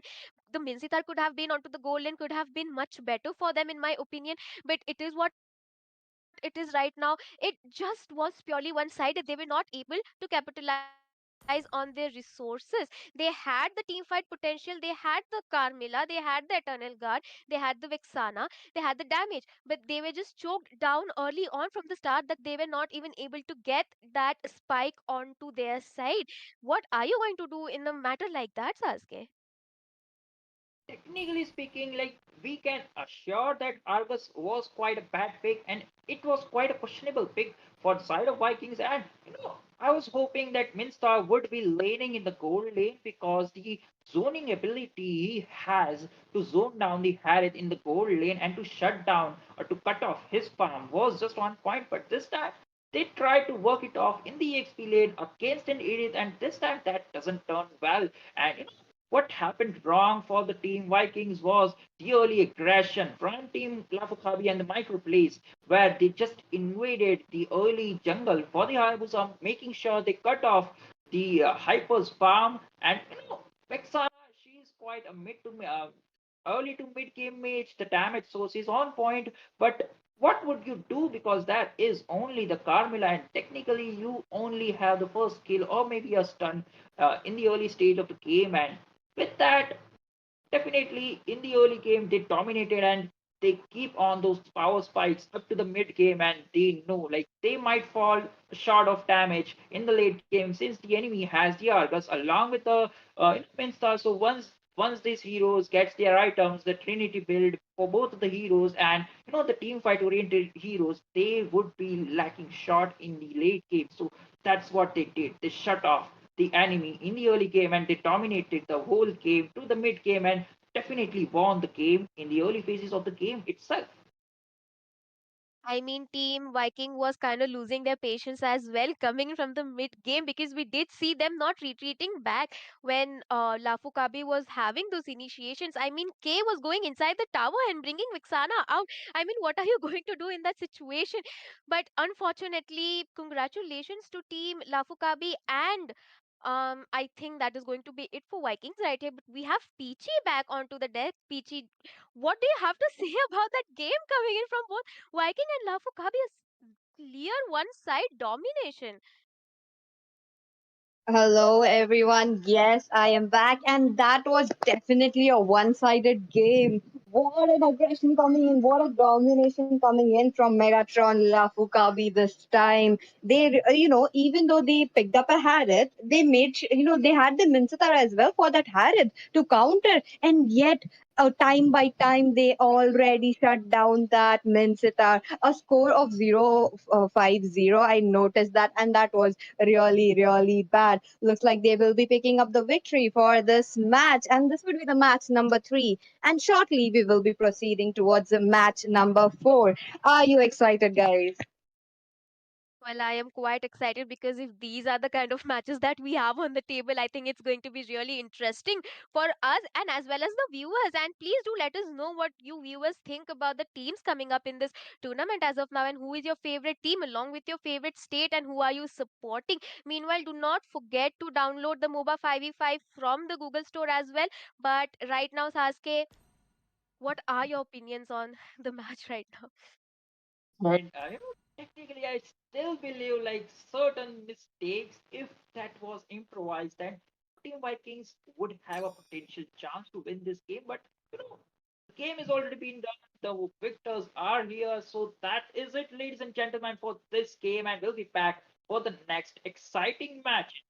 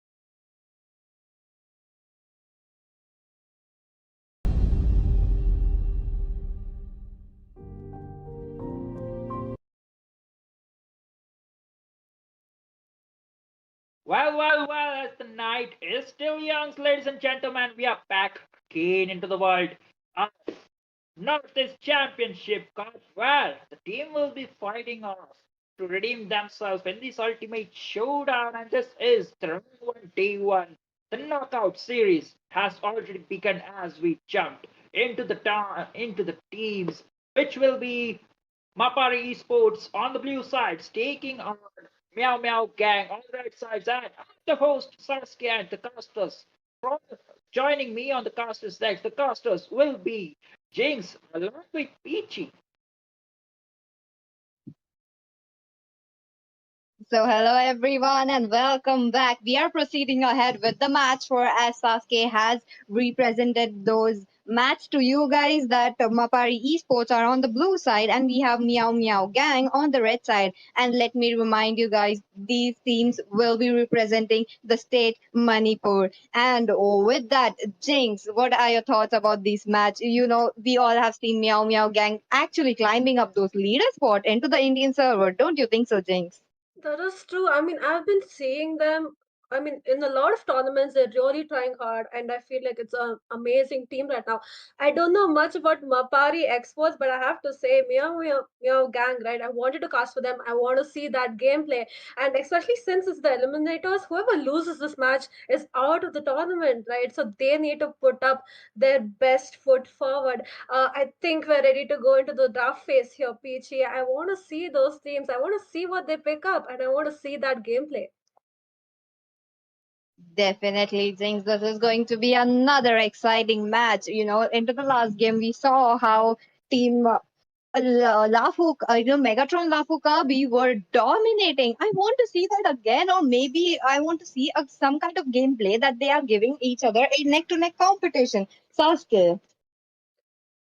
You know, quite a handling since you girls know how the teams play. So, is there any counter drafts or any particular heroes which you are expecting for Team Meow Meow Gangs to pick up, or maybe a unique draft or a unique set of heroes or some respect span you would like to speak of before we proceed to the draft? I'm not sure. I mean, like I said, right, I haven't casted for Meow Meow Gang, but I think we're gonna see a lot of meta picks, right? You don't want to be giving up those meta picks to your opponent. You want to be picking up the Link. You want to pick up the Hayabusa, and you definitely want to not give that Alice up to anyone. Maybe we're gonna see a Harith in gold lane. I do want to see an equal match on both sides. I want to see some, fights. I want to see some engagement. I want this match to be hyped because this is day number one of Northeast tournament. So I'm pretty excited. I want to see those teams give it their all. Well, that is true, and with that, we'll be just jumping off right into the draft because it seems like both of the casters, along with the viewers, are just too excited to see what the drafts would be because it is going to be an exciting, thrilling match between Napali Esports, not esports, but exports, or maybe they just we did an autocorrection, but we'll be taking off Meow Meow Gang and we'll be joining by its two lovely ladies. So Thank you, Sasuke, for that lovely introduction. And ladies and gentlemen, we are back into the drop. Look at that. The banning is already on. You know, the as you mentioned, the meta bans are. We will be seeing some meta bans, Jinx. Yes, we are seeing those kind of bans in this match as well. The link pickoff is there. The Phobius pickoff has been placed into the ban section. This is looking strong. Don't you think so, Jinx? That is true. I'm not sure about the Paquito ban here. Maybe it was a respect ban for the side of Team Meow Meow Gang. But other than that, the link gets banned out. The Fovias get banned out. I might see a Hayabusa ban coming in here, but they're going to be banning that Soyu, the new fighter in the Land of Dawn. So, two bans from both sides. Not exactly following the meta right now, but it seems like a bit of a respect ban, especially that Paquito. I do agree with you, Jinx. I still feel that that is a respect ban coming in. But let's just see the next band looks like a Valentina will be picked off.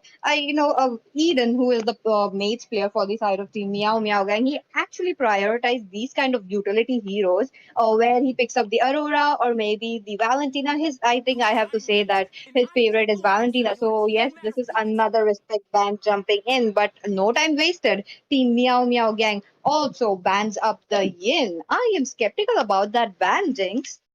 That is true. I mean, not sure why you would want to be banning out the yin unless it's another respect ban. But we're not seeing, we're going to see a Beldrick get picked up the first time around for Mapari exports here and a Vexana in response from Mia Mia Gang. They have prioritized that mage pick here. We might see an Aurora come up, from the side of Team Mapari here in the next phase of the draft. Maybe they want to keep it up for the after the second, bans are done, because the mage has already been picked up, right? Meanwhile, Ruby gets picked up Mhm. as well.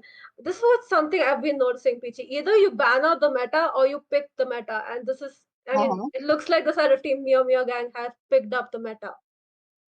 Definitely, they want to go in strong, and since this meta actually prioritize those fighters, those mages, and those assassins, some of the mages who have already been placed onto the banning section, they are just picking up those heroes. And I have to say that coming back to your point, how the Aurora is still open. Team Mapari Esports, they still have a chance to pick it up. But looks like they go in with a Sicilian and a Yuzhong, pretty conventional picks coming in. I have to mention Jinx because these are, as we all know, Sicilian got that late game damage. With the stacks that he would be having and the bad feast, he would be actually doing so much damage. But now Team Meow Meow Esports have to answer back that EXP laner that they picked a Yuzhong. Since the Phobias is already placed into the ban section, do you think that they would be picking up an Edith? Edith is open and the Khalid is open as well. We need to wait and see what they pick up as a response for this Yuzong. I would like to see a CC as well. It's a good hero, right? She can dash in, she can dash out, she can deal a lot of damage with those yo-yos. So I want to see what they pick up in that EXP. Meanwhile, second phase of the bans, Ilksha gets banned out. Also, the Faramis and the Minsita. A lot of unconventional bans here, Peachy. We don't usually see this right now because look at that. The Alice is open, the Harith is open. A lot of heroes are open right now, but they're going to be banning out the Fanny as well. What do you think about the ban so far? It looks very, very different from what we usually see. Definitely, Jinx. This actually opens up for a lot of heroes to be picked up. Yet again, those respect bans. This is what it makes the game interesting. Both the teams have done their homework. They're just making sure to pick each other's strengths and placing it in the ban section. That means they are just choking down those heroes so that they won't be having this domination effect onto the land of Dawn. On the other hand, okay, Joseph picking up that YSS as well as a Leo mod EXP. I was not expecting a Leo mod to be there for a counter for the Yuzhong. What will happen, Jinx? I don't think he is a counter to the Yuzhong, right? The Yuzhong can just petrify you, steal your Uh-huh. HP, put it on himself, and then he's just going to dominate. I'm not sure about the Leo mode pick. The Khalid was open, the Alice was open. You could have picked up a CC, you could have picked up a lot of heroes. Leo mode, I think I would expect to see him in the jungle. You want that early snowball with Leo mode, right? Meanwhile, Aemon, as well as a Meow pick from the side of Mapari exports here. Mia is good, but do you really want to be playing her in the tournament, especially when you have a chip on the opposite side? Oh, that is a question that Mia has to answer because Mia has a opponent that we all know is Chip.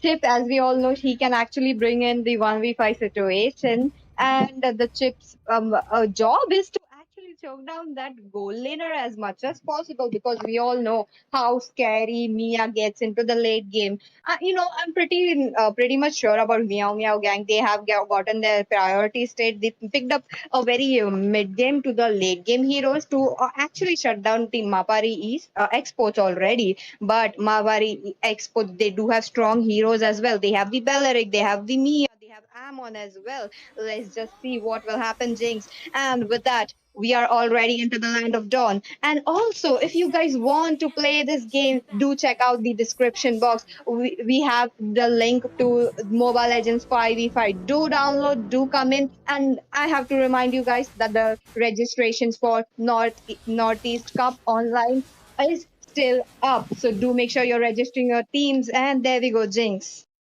That is true, guys. Register up.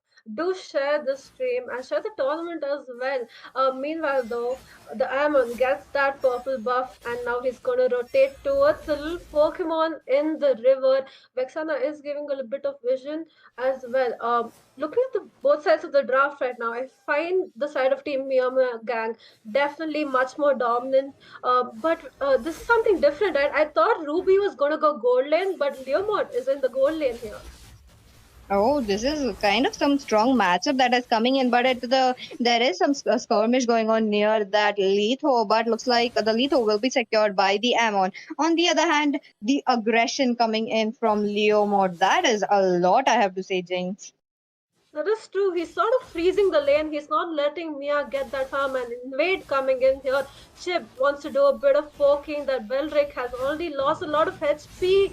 He's going to dive in and first blood to Yusun Shin and they get that kill on Sicilian as well. And, cherry on top, they get the red buff. Okay, Warden invasion coming in. They made sure they are making sure that the Amon won't be there. But on the other hand, bot lane Mia is in trouble. She goes down. Looks like it will be 2-7 picking up that kill for himself. That is true. I mean, maybe I was wrong. Maybe a Leomord versus a Mia might just work out for them because their team is completely dominating. You have the Yusun Shin for the late game damage, and then you have the Mm-hmm. Leomord to just completely snowball. Meanwhile, though, in top lane, Yuzong here getting caught out a 2v1 situation here. He managed to get the Ruby. The amount of life steal he has on him is going to go on that Vexana as well. I would retreat. Yeah, bad thinking, a bit of too much of an over engage. Oh, definitely. He should have just went out with the Black Dragon form, but that was not the case. He tried to get the blood of the Vexana. Very unfortunate turn of events from the side of Team Mapari Exports already, but looks like the shortcut has been placed onto the Land of Dawn, and they are trying to get those damage up onto those heroes, but the Belleric is not being allowed to go near the river area. Look at that. The turtle already picked up from the side of Team Meow Meow Gang. The aggression, that early aggression is much needed from Team Meow Meow Esports right now. That was true. I mean, you wanted to see that Yuzong, right? He lost his life just in time when the total was coming up. Yuzong is the one who's supposed to be doing the diving. He's supposed to be engaging in those team fights first because Belric comes back later, with those stuns. Meanwhile, though, in bottom lane, he gets caught out once again, does manage to retreat there. I would recall you don't want to be messing with a fed Leomord in bottom lane here. Did Mia use up? I mean, okay, sorry, that was Amon. Sorry, my bad. Okay, looks like the Phantom Steed has already placed into the Land of Dawn. She is there with the Inspire. She's just dealing damage, but to no luck, she backs off right now. Looks like there is some vision provided from the Yishan Sin's ult, but will this be enough? Because look at them, they are already just farming up. They are just being in that. Looks like the Wrath of Dryad being used as well. There is some taunt coming in, but not enough. YS is jumping in. He's trying to soak up so much of the turret damage, and yet they're able to pick up a Mia into the bot lane. They did. I mean, YSS was literally in that turret taking that damage and getting that kill as well. He did just escape with the sliver of HP. Amon though right now searching for him. Good sidestep from YSS there. 3-man Oh, ultimate from Vexana in bottom lane, but they do not force that turret or force that team fight. They just might though right now because Chip is here. oh, Chip is definitely here. He still has a shortcut. Looks like there is some skirmish into the bot lane. Leo mode with the Phantom Steed goes in, and Amon unfortunately gets pulled down. On the other hand, the Chip is still there, soaking up so much turret damage. Looks like another pick off. It will be a double kill into the hands of Leo mod, but he will be shut down by that Sicilian as well. So that's true. A 5-man rotation towards that bottom lane, especially when you have a chip on your team, you have no clue who's going to be teleporting light into those team fights, right? And that's what the side of team Mio Mio gang, they're using it to their advantage. I mean, letting that Leo mod get fed. Mia and Belric, Mhm. they are having a bad day in the land of Dawn, aren't they? Every bush that Belric goes into, he gets like a smack dab of damage right on his face. Definitely is Jinx. He's like a paper right now, talking about the Beleric. He's trying to provide the ultimate. He's trying to go in, but just not enough because there is this chip, there is this Leo mode who's sustaining a lot, who is just jumping in. And once your heroes are low, that's where the passive of Leo mode helps. And that is where Leo mode is getting farmed up as well. On the other hand, the neutral objectives are being being taken a lot by the side of Team Meow Meow, and they are just prioritizing. But Leo more, he tries to get it, but looks like the horsey will be missed. On the other hand, looks like Vexana will be picked off in a very bad position. That is true. Did you see? I mean, Belric was using his ultimate on no one. Good thing Amon got that kill on Vexana there. He does seem to have a bit of damage. They're going to be engaging on that limit, but he escapes. Cecilia not doing the damage that you want him to be Mhm. doing right now. Meanwhile, top lane has been taken out by the Ruby. She is fighting that Yuzong, and she's losing that fight. Oh, but there is this skirmish going on. Looks like there is this vision on to the Amon. Amon, who is low, we're trying to escape. He does manage to escape. Look at Joseph right now. YSS. He's on 303. No one is able to pin him down. Not even the Beleric. I am surprised to see, even though they picked up a Beleric, they managed to get. They are still dominating. What is happening, Jinx? That's true. I mean, total is up, but Leomord, though, right in the top lane, he uses his ultimate a bit too early. Probably he thought Yuzong was going to fight him, but that did not happen. Amin going in alone here, he does have that bit of invisibility. Yuzong though diving right in, and he Oh. his ultimate there. GG. What a ultimate coming in. Looks like Vexana will be able to give a knock up. The Eternal Guard is still there, but Yu Zhong is in trouble. A double kill into the hands of Vexana, but a shutdown. Joseph has been definitely shut down into the hands of Sicilian, but a triple kill coming in from Eden. What a game coming. What a show of skills coming in. That is true. I mean, I was so surprised. I just saw Yuzong like disappear from the map, and I was like, "What just happened?" Then I realized that he went to support his team in that bottom Uh-huh. lane, but it was like a reverse gank, right? I mean, did not work out. As soon as he went there, he got deleted instantly because that damage from Vexana, she's dealing a lot of damage, and Cecilion is just not able to keep up. They are managing to hold down their turrets for now, but for how Mm-hmm. long, right? You want to wait until the Sicilian farms up. You want that Mia to farm up, but the absolute domination coming in from Myanmar gang. Look at that. They completely, they're dominating the map right now. They're going to be going on the Yuzong, but he does use his ultimate to recall. Do you think there was a bit of, just he popped his ultimate way too fast? Oh, he did. He tried to escape. He was getting some passive onto himself, but unfortunately, that was just not enough. Another turret down. Meow Meow gang. Right now, they have picked up 4 of the turrets. And on the other side as well, they picked up 2 turrets. This is just not look. This is actually looking quite one-sided. But Team Mapari Exports, they still have a chance to fight it back because we are into the mid game right now. The Vexana power spike is is already there. The Sicilian is yet to be have his power spike, but looks like the Mountain Shaker will be used along with the shortcut coming in into the mid lane. The Eternal Guard will be there as well, but is it enough? The Leomord jumping in with the Phantom Steed, he manages to get up a kill, and that is 3 man down from the side of Team Mapari Exports. Oh, that was a bad time to be losing a team fight, especially since the Lord is up. Mia trying her best to split push, but she's going to get caught out here. Look at that chip coming in from the back. Ruby coming in from the front. How far can you run with that ultimate of yours? Not very far because Mia is going to die right in that turret and a free Lord to the side of Mio Mio gang here. It's not looking good for Mapari exports. They might just get exported out of this tournament. Oh, definitely, Jinx, because they are losing right now. They need to step up. On the other hand, Yuzhong going in with the Black Dragon from the Eternal Guard will be doing its knock up onto the one man, but Eden with the mega kill right there. The Breath of Dread will be there, giving the taunt to the 2 people, but they are so tanky enough to tank all those taunts. They are tanky enough to get soak up all the damage. They have the Ruby, they have the chip as well. They are soaking up so much, Jinx. They are Lord marching down mid lane turret. They get that mid lane inhibitor as well. They want more blood though. Going into that Mia chip uses up his winter crown. But I would be retreating here. It looks like a big skirmish. We might see a wipe out here, Peachy.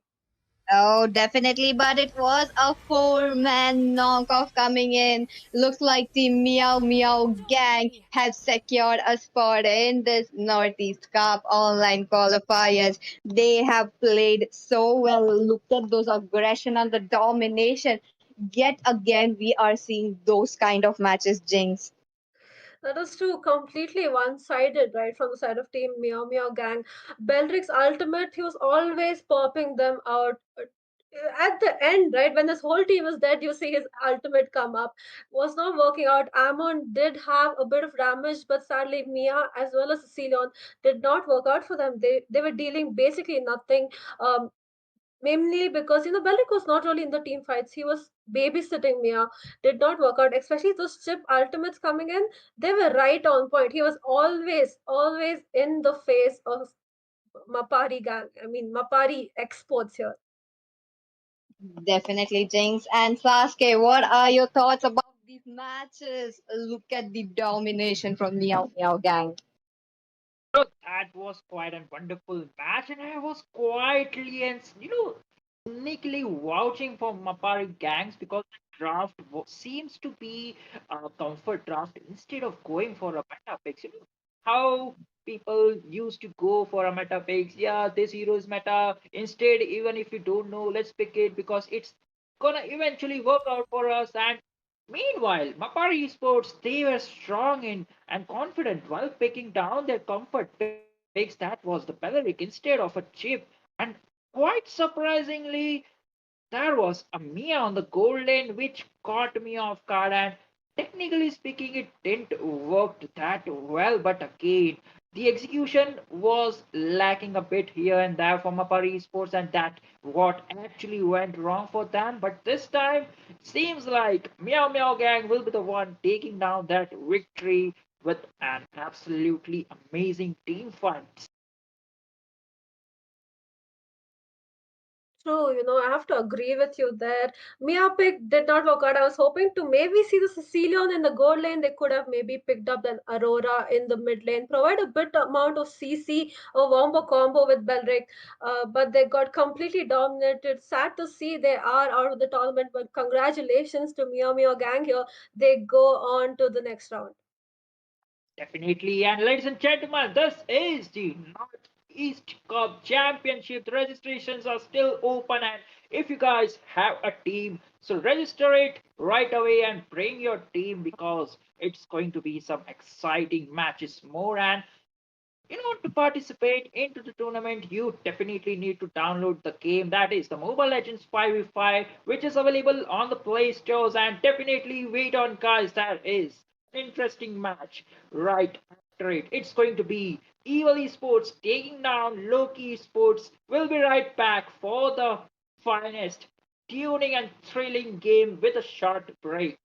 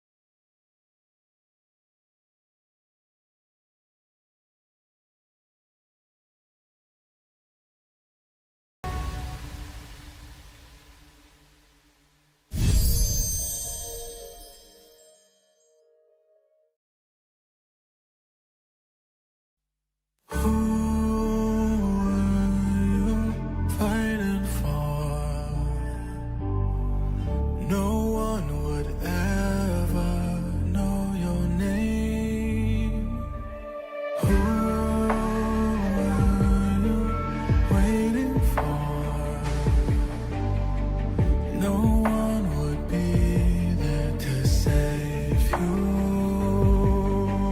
You would be alone when hope was gathering together with the sun. Even though your back's to the wall. One strike, go cut the monkey mind. Your blade swing one time. When clouds have cleared, sunlight can shine. One strike, the fight is yours. Now feel with your sword. There's endless power once you start. Never lose your heart.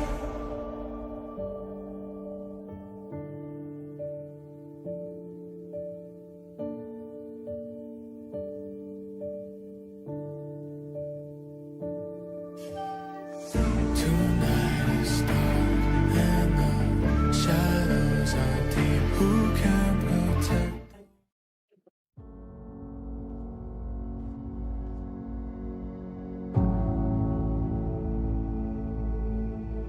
Cup here, to day one. I'm your host Linwall, and joining me today is going to be none other than Kronos and Jenny alongside.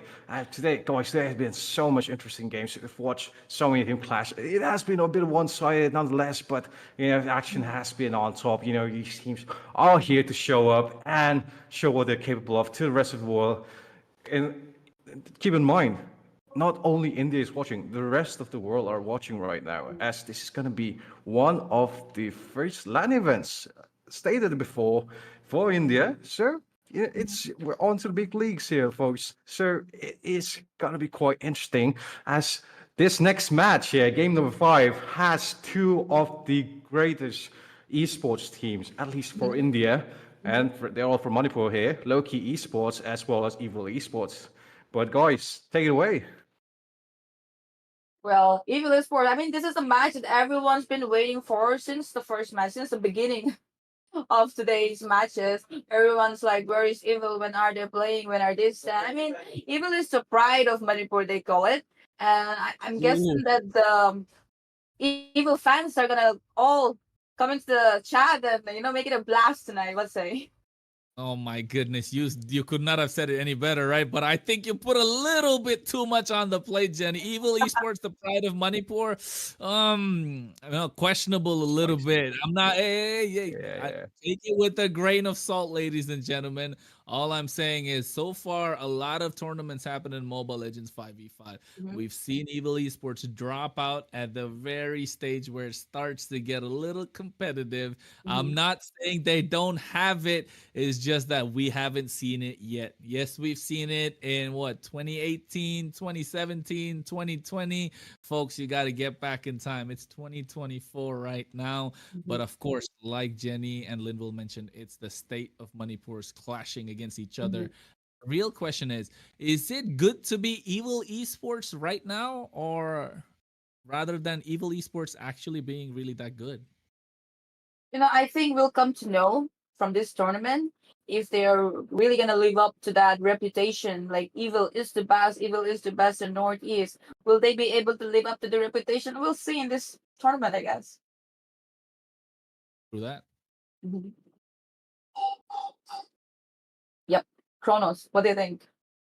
I mean, if you ask me, right, depending on how Evil Esports have been playing throughout, especially given the fact that they have such a big hype, a lot of people just waiting for the opportunity to support their team. They haven't even been playing. A lot of people, like Jenny, you mentioned in the chat, people are just like, oh, wait, where's Evil Esports? Are Evil Esports playing this tournament? Guess what, folks? Yes, they are. And this tournament name is the Northeast Cup, that's going to be happening in the LAN event in the location of Guwahati, Assam. And right now, we are in the online phase. Yes, folks, it's only day number 1. So we got a lot of exciting action up for you. 512 teams taking part. We are in the online phase. You can be one of them as well. Make sure you grab a bunch of people. I know some of you just want to get in and play the skins, especially the one that recently Ducati skin.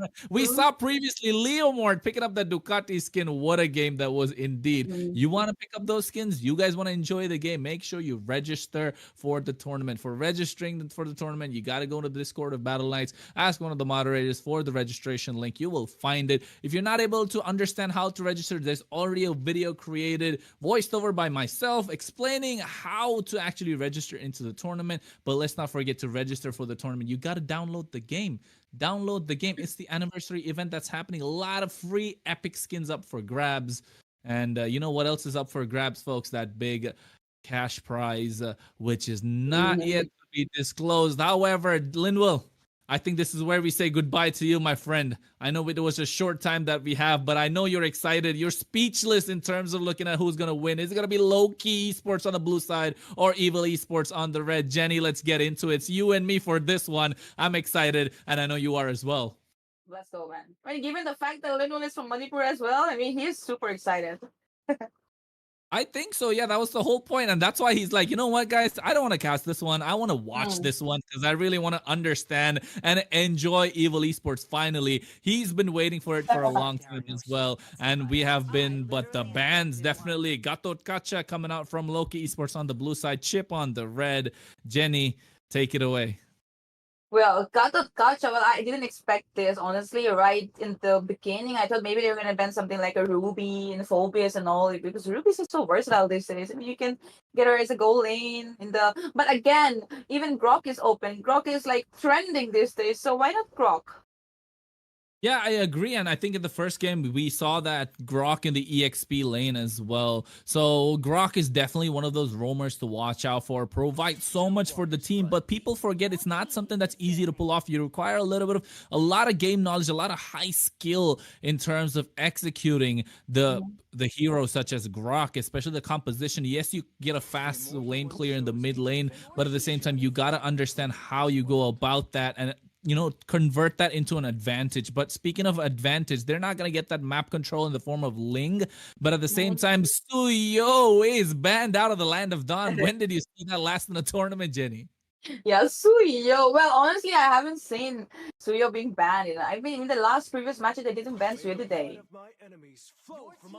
Yeah. Ooh, Mincitar. Okay, Loki Esports are getting some hard reads from Evil Esports right now. Just want to make sure they don't get caught off guard. But you were right, Suyo, we don't really see it quite a lot. I think it's recently got opened up for the tournaments. Don't forget, folks, Suyo is a hero that wasn't available prior, but I feel like he is right now, and that's why he's banned out by Evil Esports. He has been a menace in the jungle quite a bit. People say he's great in the EXP lane. Hey, I'm quoting Linville. He said he's a dominating force in the EXP lane if you put the vengeance on him. But Zushin right now, after the rework, I wouldn't say so strong, but still provides a lot of CC. So taken off the table completely. But the first pick here, Jenny, oh my goodness, this is too early. Very early, very early. They had a lot of options open. They could have gone for a Ruby, they could have gone for a Phobias, or even Hayabusa. Well, Hayabusa, okay, but still, there are options. Xavier, first pick, I don't think that's wise. They're just letting go the advantage of having that first pick. And there you go, Ruby instantly locked, as well as Kimmy. Kimmy in the goal lane or Kimmy in the mid lane? So I think this has to be a Kimmy in the goal lane, right? I've seen Kimmy pop in the goal lane quite often. There's not been a lot of rework, but the fact that other marksmen have started falling off in the current meta, brings a little bit of a limelight to Kimmy. But at the same time, Kimmy has a 100% counter. Like she gets basically eaten alive by the assassins, just like Hayabusa. And guess what? People talk about Kyrie from Indonesia. They forget we have a Kyrie in India in the form of Loki Esports. Well, okay. Followed by a Terizla and a Hayabusa. I mentioned Hayabusa before, but okay, maybe they were like, oh, we forgot Hayabusa, let's get him now. What difference does it make? Again, that Terizla on the penalty zone might come in handy, but again, he is highly nerfed in the early game, and I doubt that Evil will be letting them sustain in the early game so that they can push it forward to the late. What do you think? Yeah, I agree. I think the fact that they want to get that mid to late game power spike, and that's where you can see the draft, like you mentioned, Jenny. Great breaking it down because you got Xavier, who is a late game potential hero. Hayabusa, yes, he gets his level 12 power spike, which is somewhere around the 8th to 10th minute mark if he has a great early game, but you still have some sort of damage coming out around the level 8 mark as well. And Terizla, after he got hit with the nerf hammer, he has been more of a mid to late game kind of hero rather than dominating the early phase of the game. So that's what Loki Esports are looking for. But on the other side, it looked like Evil wanted to get that early snowball from that Nolan in the jungle, get that early farm. And for those of you who are watching, make sure to share the stream. Of course, we got Evil Esports, guys. This is what you've been waiting for. I mean, this is what we're here for. We oil up and ready to go. And I think right now, so are both the teams, and Edith being taken off the table, another flex pick sort of, and Tigreal, the Melissa. I'm not sure what Loki Esports are cooking because these are hard target bans. Don't you think so, Jenny? Yeah, I'm counting on the Manipuri fans, my days and the evil fans to hike it up to 1,000 live viewers in this game. Do you think you can do it? Oh, yeah, of course we can do it. Doesn't matter where you are in Manipur or who you're from, but for sure, we know you want to support the teams from your state, especially given the fact that there's going to be state representation further on in the tournament. Let's not forget, we got 8 different slots for the Northeast states and 2 from others. So it's going to be even more exciting knowing that, Evil Esports could be the... People say they're the strongest team from Manipur, but I am saying that, it could be only this tournament. The Northeast Cup will decide. So if you think you are the strongest team in your state, make sure you register for the tournament. If the registrations are still open, you can join whenever. Until the last date of registration, which I forgot. Sorry about that, folks. I have a lot to remember, so I kind of forgot about that. Just like Evil Esports forgot that they need a goal laner, but seems like That's the game, Ruby. I don't know what's happening, Jenny. I think that maybe Kimi is going mid lane. Like I mentioned before, Kimi goal lane or mid lane, maybe he's going mid lane. And again, Loki has banned Diggy. Did they just ban Diggy for that penalty zone, or are they cooking up something like an Atlas coming up, maybe like that? And then Moskov in the goal lane. Wow. Kimi go mid lane might actually work. You said that you'd prefer in a goal lane, did you not? Yeah, I do prefer it in the gold lane, but because I haven't seen it quite a lot in the mid lane. Yes, Kimi in the mid lane does do a lot. Wow, Jenny, seems like you're the analyst here and on point. You said Atlas, and guess what? They picked it up. When was the last time we saw a massive Fatal Links coming out in the Land of Dawn? I don't think I've seen one in a long, long time. But right now, I feel like they don't really have the targets on the other side because Kimi is really mobile. Yes, Moskov has a short target range. He's mobile as well. And you got Nolan who can escape with the fracture. You have Ruby that can stop the CC with the Don't Run Wolves King. But on the other side, Jenny, you and I both know somewhere out in the world, somewhere in India, Scared Yet's probably riding a scooter and smiling right now because he saw someone pick up a Hanabi against Evil Esports. Yeah, exactly. And you know what? Lolita is actually open, given the fact that they have a Kimi and also there's a Moscow. Don't you think at the last they would have gone for Lolita and it would have, aided them most with that shield coming in?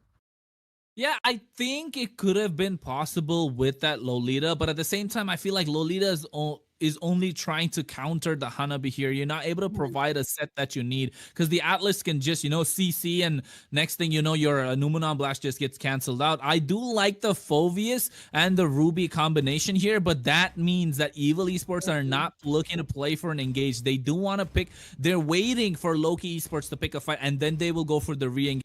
While at the same time, the Nolan will just be looking to pick off one by one. So, Jenny, the stage is set. Which do you think is the better team over here? Looking at the draft, I think Evil's got it sorted, but it all comes up to how they execute everything. So let's wait. What about you? I think I'm excited. I know it doesn't matter who's going to win. I know it's going to be a great game because I see the plans for both the teams coming out. And it might be a blast, only time will tell. And as we are talking about it, ladies and gentlemen, boys and girls, and friends of all ages, get ready to get into the land of dawn for the Northeast Cup. We are in day number 1. On the blue side, we have Loki Esports, but on the red, we have someone that's more evil. That's right, you heard it. Evil Esports, both these teams representing Manipur right now. And up on the stage, up on the desk with me is Missy Jenny, the one and only, casting alongside myself, Kronos. And you know, Jenny, it's time to get down, it's time to get dirty, and it's what it's all about in this game. Definitely. What a hell of introduction, man. Thank you for that. Well, moving on. Have a look in the top lane. Ruby's trying to play dirty, like you mentioned. He's trying to maybe give some vision. I thought maybe he was coming for an invade for this blue buff from Kyrie, but no, actually, he was just messing around. Yeah, you know what? I always wanted to cast with the guy in a game where the guy's name's Kyrie, and guess what? We get to do it today, Jenny. Kyrie is on the Hayabusa, ladies and gentlemen, as Davidson is just providing a little bit of emotion. But look at that Rook. He gets caught out. He has to flicker out of harm's way, but he goes in with that split onto towards Kirisaki. But right now, he gets melted down. Davidson does not have the flicker, and that is first blood going to the hands of Viv from Evil Esports. But at the same time, Kyrie not hitting the level 4 power spike. Meanwhile, in the goal lane, MNZYZ just zoning away Tanjiro, who really needed that flicker, but without it right now is a sitting duck. And look at Rook just able to get back on towards the other side, providing vision. And Viv here, he sees it, he wants to take it. Tanjiro not in a safe place, he goes in fracture, doesn't have enough damage, but MNZYZ gets caught by Davidson at the same time. And looks like Viv here really wants that Hanabi. Yeah. Oh no, he's not giving up. He's still going for it, but oh, that could be a little bit. Manages to escape. Ooh, I think he was a little too excited over there, and he had to make sure he backed off because the Hanabi didn't have a flicker, and we know how juicy that gold laner looks when they don't have a flicker. Yeah, that's why I said that was level 2 at Luster, and ended up giving the first blood. If he had a Lolita, he would have maybe helped himself out with that shield. But again, in the middle, and they're still trying to get Kyrie when it's turtle time, trying to get him before the turtle even starts.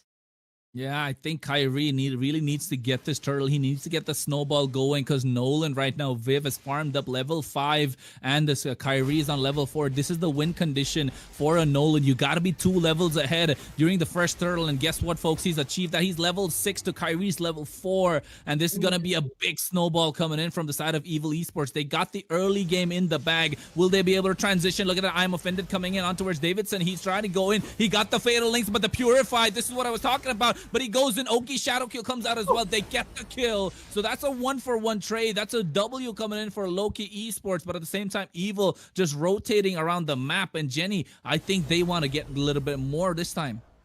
Yeah, like you mentioned, Kimi is really squishy, and Kyrie manages to get the kill over there. But again, in the top lane, they have tanked Tanjiro 3-on-1.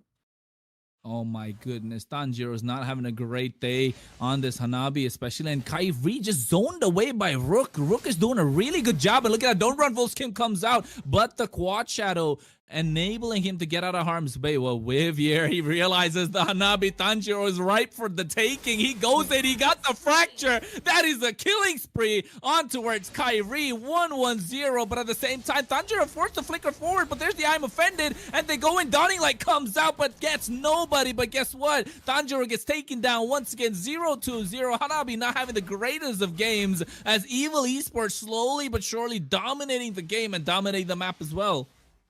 Yeah, I feel like there must be a communication gap in Loki Esports because they needed that Atlas over there, all right, to help them out. Look at what Ruby is doing. He's just using all his CC up and getting them close and near to Kirisaki over there, and he's just continuously dealing damage as a mid laner. But again, he's in the top lane with Moscow. I think the fact that they have 2 marksmen as well will be a problem. Look at Celsius. He's on a Terizla that has a Vengeance, a little unorthodox. So that means without the help of the flicker, you will engage when necessary. So they only have the engage in the form of Davidson, but they have 2 Purifiers on the other side. Look at that. There's the Fatal Links that we were talking about. And they take him down, and nonetheless, Davidson goes down once again. 0-3-1 on an Atlas. Yes, you want to provide the set, but your team doesn't have the damage. And let's not forget, Jenny, we were talking about how low Oki Esports have that late game in their favor, but will they be able to reach that phase is the question. As look at that, they go in once again, and it should be easy for Evil Esports to take down the mid tier 1. Yeah, they should have had something for the early game. And again, oh my god, don't. Oh, the penalty zone comes out, but guess what? They get out of that quite easily as Baka's the first one to fall in that team skirmish. Meanwhile, on the top side, at the same time, 2 goal laners going at it, and MNZYZ is on a killing spree, but at the same time, Davidson, he just came back from that blank screen. He's going back to it, and all thanks to courtesy of Viv as Cell6 here. He's trying to clear the wave, Jenny, but seems like Evil Esports just dominating the map so far, not giving any space as Rook here. Don't run Volsking, has to flicker out of harm's way as well. Kyrie using the quad shadow, making sure he makes that OP plays, but not able to do so. Viv goes in, he has the damage, and so does the Phoveus, and right now, will they be able to? They're just cutting the waves, Jenny, and they can't really do anything. Look at that. Fatal Links completely misses, gets caught in the I'm offended, and this should be David saying goodbye as Cell6 is next on the chopping block, and seems like he gets the 2-man penalty zone as Rook goes down.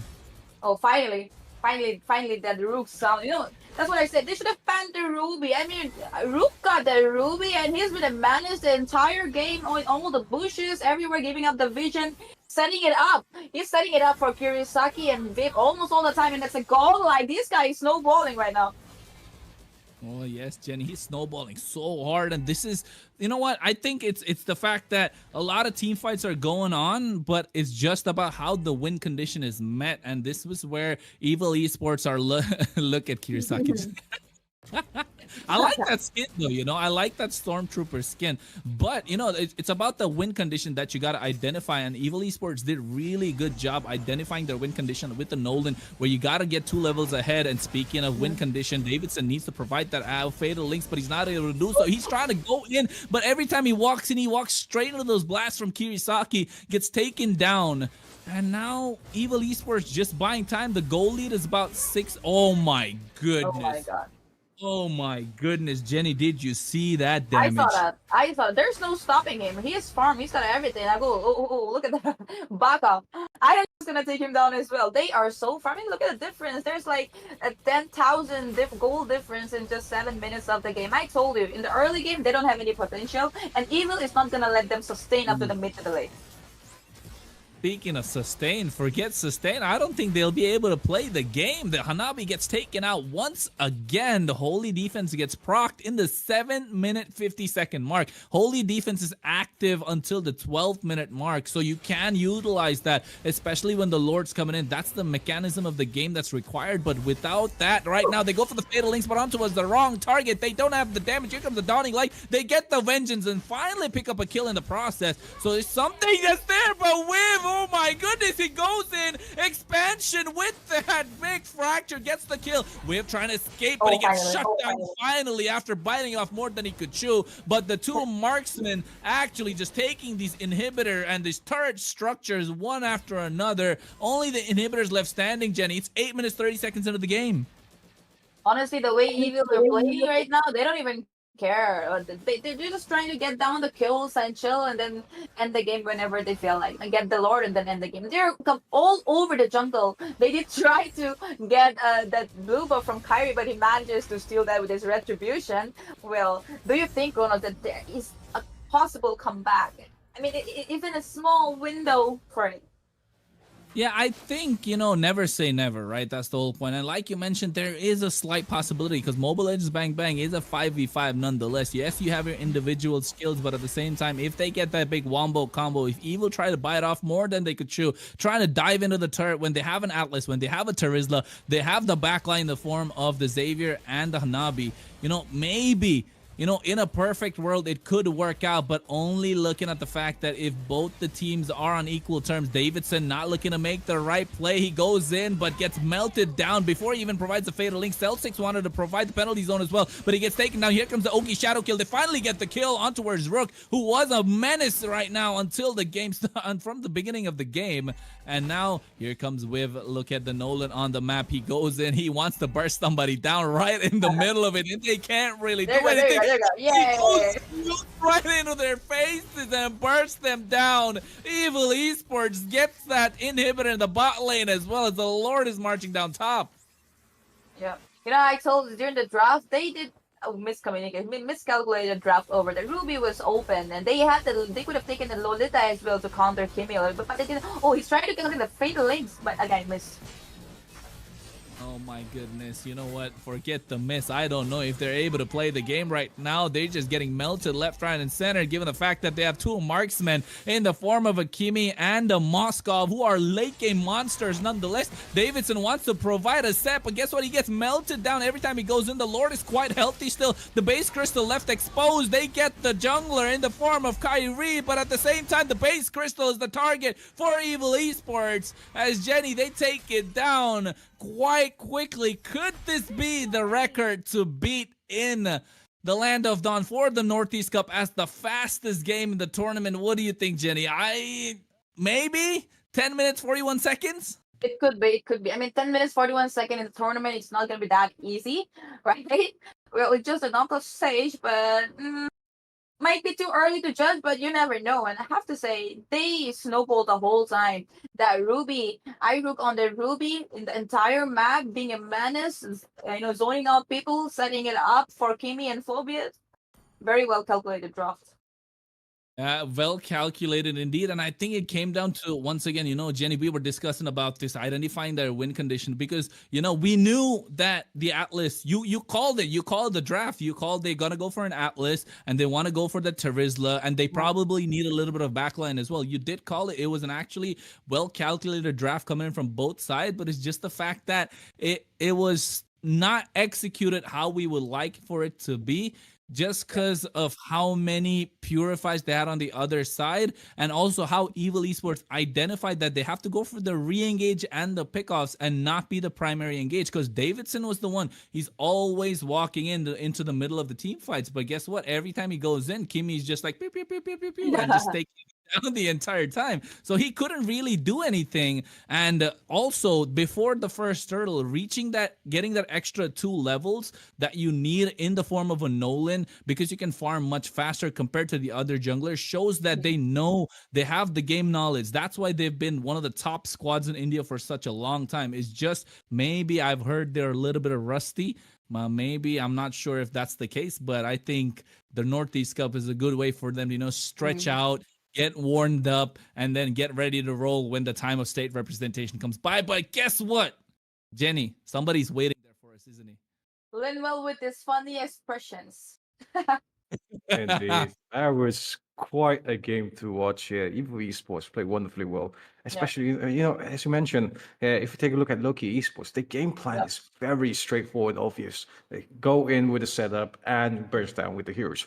But the main problem with that is, after you've identified the problem, after you've faced through different, rotations, and the positioning for Evil Esports was just so good with the Nolan and Ruby and Phobia. It's just disengage was so good. So yeah, I'm just praising Evil Esports right now, and yeah, they are one of the more well-known teams, but they're well-known for a reason. So this was quite a game to watch, but unfortunately, as Jenny, I think Jenny wanted more spice in the game, and this was a little bit one-sided, but it is what it is in the end. Jenny always wants spice. She always wants spicy food for some reason. I love spicy food as well. Funny thing, Loki Esports, they banned, they were countering, they were banning the counters for their own draft instead of trying to counter Evil's draft. Yeah. Like, for example, they banned Diggy and they went for the Terizla and Atlas, but they completely forgot that there's a Kimi out there. A Lolita was open. Could have reflected the entire damage, but they forgot about it.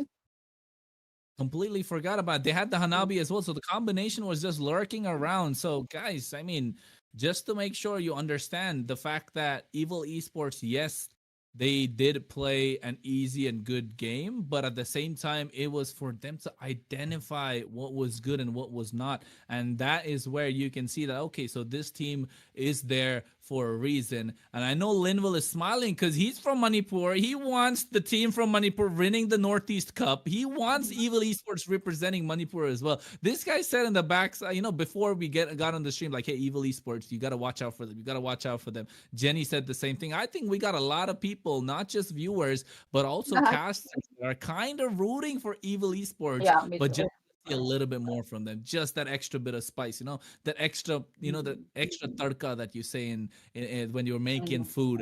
You just need that extra bit of spice that they need, a lot of flavor to add on. So maybe they can, maybe they won't, but I was pretty excited casting their game, not gonna lie. It was pretty exciting indeed. I mean, well, it's just the knockout stages, so the knockout stages must come to them easy. But once we reach up to the top 20, top 20, top 16, I mean, that's, I guess, where it's gonna get spicier. We can see who's doing better and who's still in the same rusty spot. So yeah, let's wait. Let's not judge too early. One last thing there. Very unfortunate for Kyrie. Oh, dude, I just want. It would be so good if Kyrie went through the next round. But yeah, that'll be all for this game, at least game number 5. And yeah, that's amazing.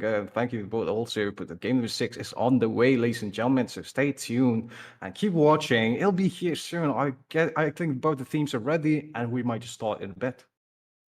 So yeah, don't forget, guys. We casted a Kyrie game, Jenny. We just casted the Kyrie game. Well, that Kyrie didn't live up to his name, but yes, we did. He played a Hayabusa nonetheless, but yes, He played a Hayabusa, yeah. Like Linville Maybe said, next don't time. go anywhere, stay tuned. But of course, register for the Northeast Cup. Registrations are still open. To do that, you got to download the game.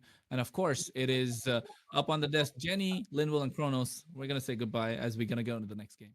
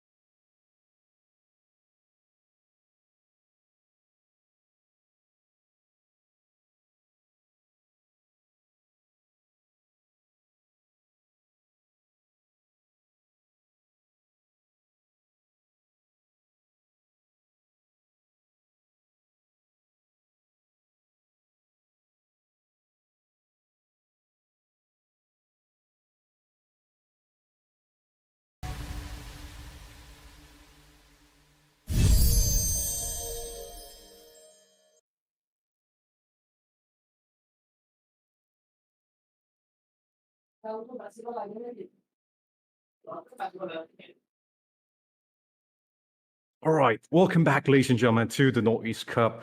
Day 1, the final match of the day. I'm your caster, Leno, and joining me today in casting desk is going to be Kronos once again. And this time, we have 2 really spicy teams on our hands. Kronos, tell us what they are.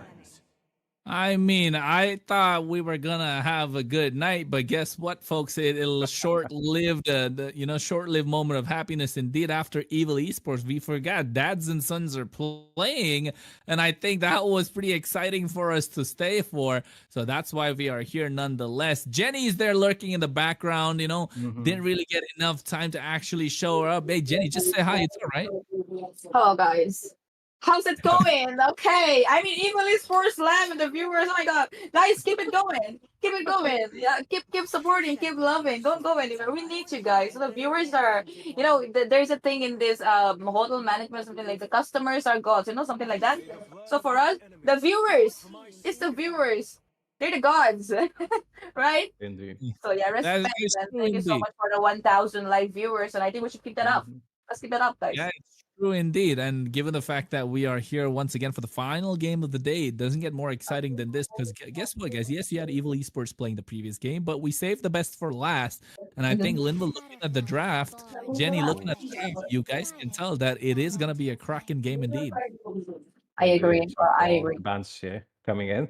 Khalid, Chip, as well as the Zushin, Banda from Side of Duty.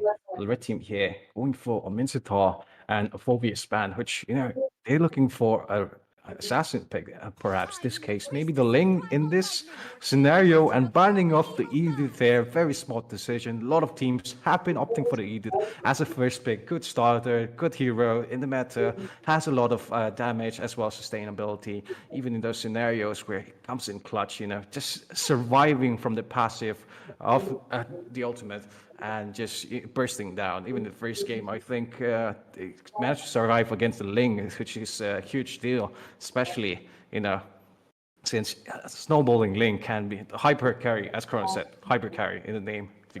Once he gets those kills, it's gonna be really hard. But DBZ here, on the first pick, Flaming Uchiha locks in the Ruby. Oh well. Yeah, he does. Yeah, Jenny, he picked up the Ruby here, and I think Ruby just a counter to the assassins, and like Linville mentioned, there is a Ling that's available. You think they got to go for the Ling right now? Could be. I mean, if they do have the confidence that, oh no, it's okay, I can still manage. Could be. The Link is still a great option, but then it's not there are better options. Oh, look, insane on that Link. There it is.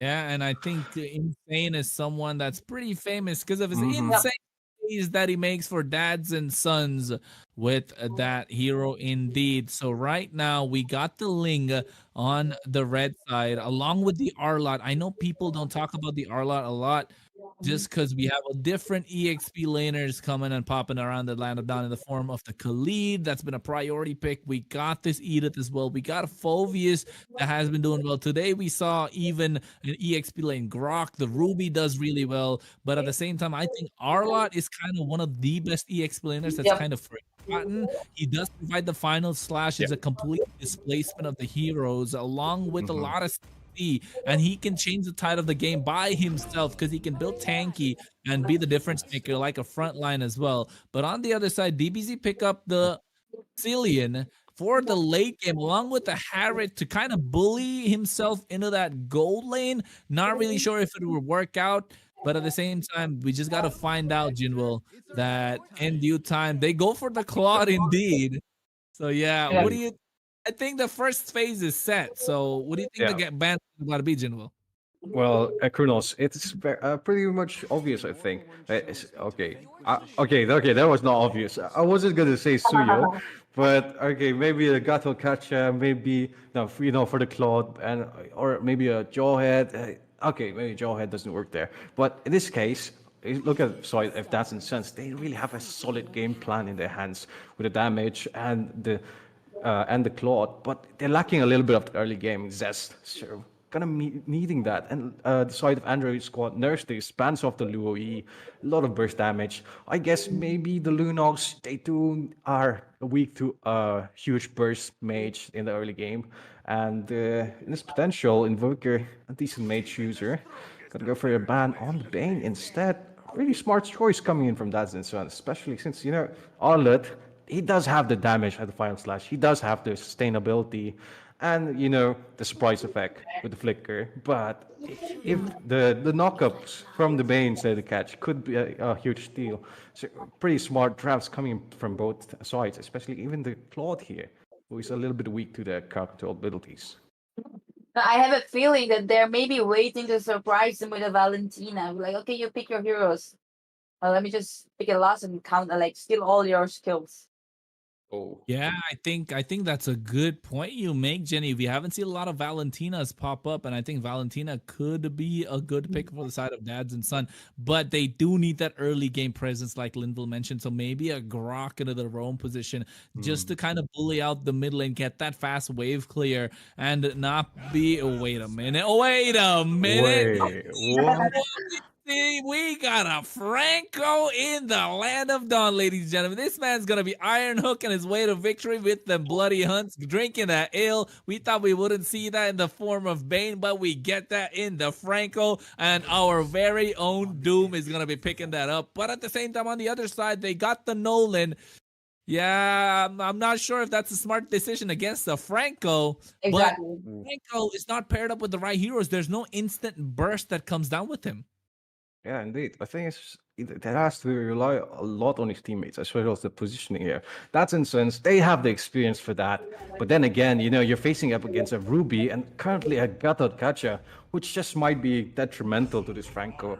Yep, and he locks it in. Just whenever Franco lands the ultimate, you go in and just crowd control all of the heroes that are close by. Because look at the heroes we currently have. They have the Ling, they have the Arlet, and the Claude. Yeah, they're all going to be close to mid range, which is directly in range for the Gatta's ultimate. And going in with the Nolan here, has the early game also to compensate for the Sicilian, for the Harriet. It's very good coming in from Seven Andre's squad. Precise drafting, which is side of Dads and Son has to counter this. Looks like Invoker on the Aurora just might be enough for the rest of them to maybe counter it. Yeah. No, maybe they expected Hayabusa or Nolan pick coming in, and they were like, okay, whenever they comes in, the bloody hunt. So secure the Franco. Hope will find a way. Yeah, and I agree. It's just the fact that they got a good draft going on their side, but we want to see that instant burst come out as well. And I think we have in sort of a way, but again, it all comes down to how their early game goes. It's just another instant CC.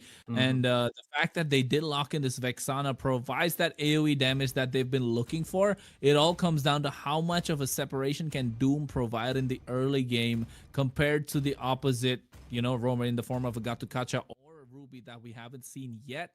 So just a matter of time. I think, Jenny, this is where we say goodbye to you. You got to tell us which team you're going for. The red team, AT, or what do you call it?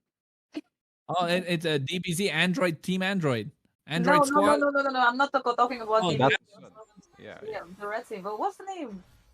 Dads it's and Dads Sons. and Sons. Yeah. Go for the same, but take it away. Indeed. Okay. Let's go back into the line of dawn, ladies and gentlemen. Both teams watching down the lanes. Looks like it's going to be a fast rotate here in the jungle.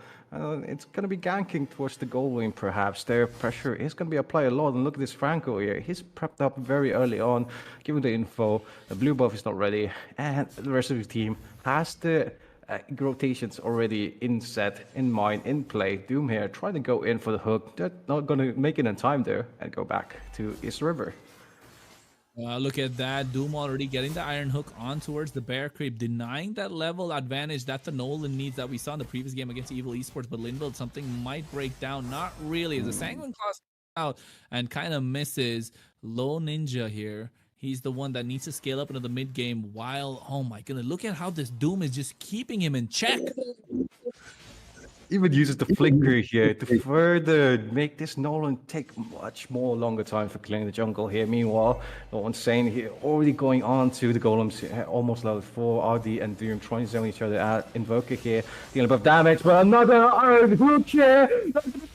Future doesn't use it, but the Ruby gonna get the blue buff in this situation. But to what avail? Already so low in HP. Invoker trying to finish him off, and the Sicilian out in the middle of nowhere gonna be right on time for a gang by Core QT as the kill gets taken. But Parman here with the Colonel Dash finishes off Doom for a 2-1 trade-off.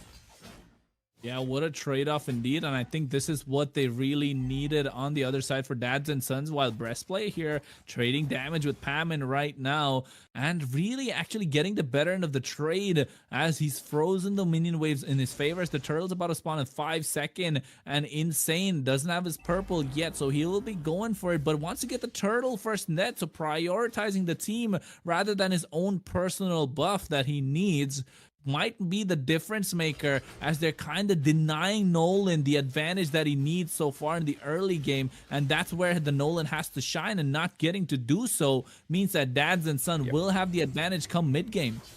And Very much so, like you said. That's the Suns here, precisely knowing what they have to do. Gotta try and go in for a dive, but not gonna land anyone.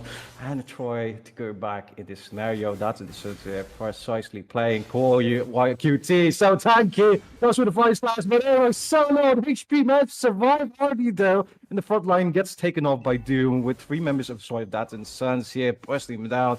They're still on the aggression though. In bot lane, it's looking quite juicy for them. Insane, it's ready for a gank. Has half the blue buff. Meanwhile, the rest of the team of That's and Suns here, just with the aggression and the invade. Doom here, not allowing this Nolan to breathe. Another hook, land with Tempest and the flicker. It is so over for the side of Android.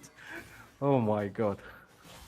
Yeah, General, you said it absolutely right. It is over indeed. But look at that. Insane goes in. He wants to steal, and he did steal it away as well. Will they get the I'm offended? There's the Tempest of Blades, Linwell. But seems like they don't. Ooh. Trying to go in, but not going to find an opportunity there. Especially, it's so low on form right now, Nolan. He is, and I think that's the whole point of, denying the Nolan the early game, and Doom started, but look at that, he's going in for the Bloody Hunt. Goes with the Bloody Hunt, yeah, with the BGI, trying to burst him down. Breastplate getting a kill there, trade off famine here for Doom. Turret here, being chunked down, gold plating gonna be taken down. RD trying to go in with aggression. Gold minion so low on HP, not gonna use the arm offender in this case, and there's the Sanguine Claw, still not gonna find anyone. Rest of the team gonna be disengaged. That's Insane though, still hovering over Invoker here on towards RD, might just go in with the crowd control abilities. Insane also diving in. RD so low on HP, I'm offended, not still used yet. Here comes the Tempest of Blade and bursts him down so fast. He didn't even get a chance to close that. She was speechless watching that action. About to say that Paman was just genuinely trying to do some damage, but Insane is just so fast on the Ling. Before he could even drop down the big sword, the Zaman Force, he's just out of there. Hey, quick wink and goodbye. He can't really do anything about that. And Corey QT this time leading the charge for the Turtle as the side of Dads and Sons have a 3.6k goal lead. RD here, I think he's biting off more than he could chew, Lindwell, but seems like they're trying to zone them away. Yeah, try to go in here. Edwig is in range for the Retribution Steal, but he is going to be 2 levels behind.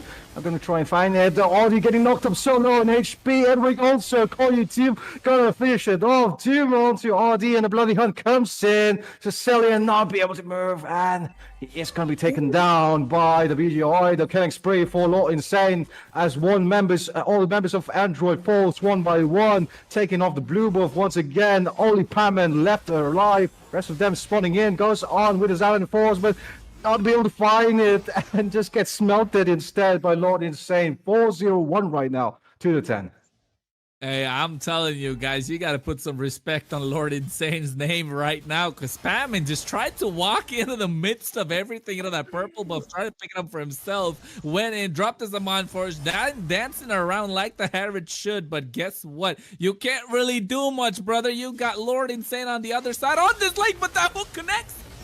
RD here getting bursted down, Jeff getting another kill. 3-4 right now. Android Gaming not being able to do much in this scenario. That's Insane prioritizing those hooks. And Ruby here in this phase not even that tanky anymore, just because of how much the different goal gap is. Insane here hovering over the top lane, trying to go on towards mid. Deadly Hook not gonna get connect there, and seeing 2 members of the side Android Gaming though. It's Insane diving in, goes in with Heavens of Blaze, trying to burst him down.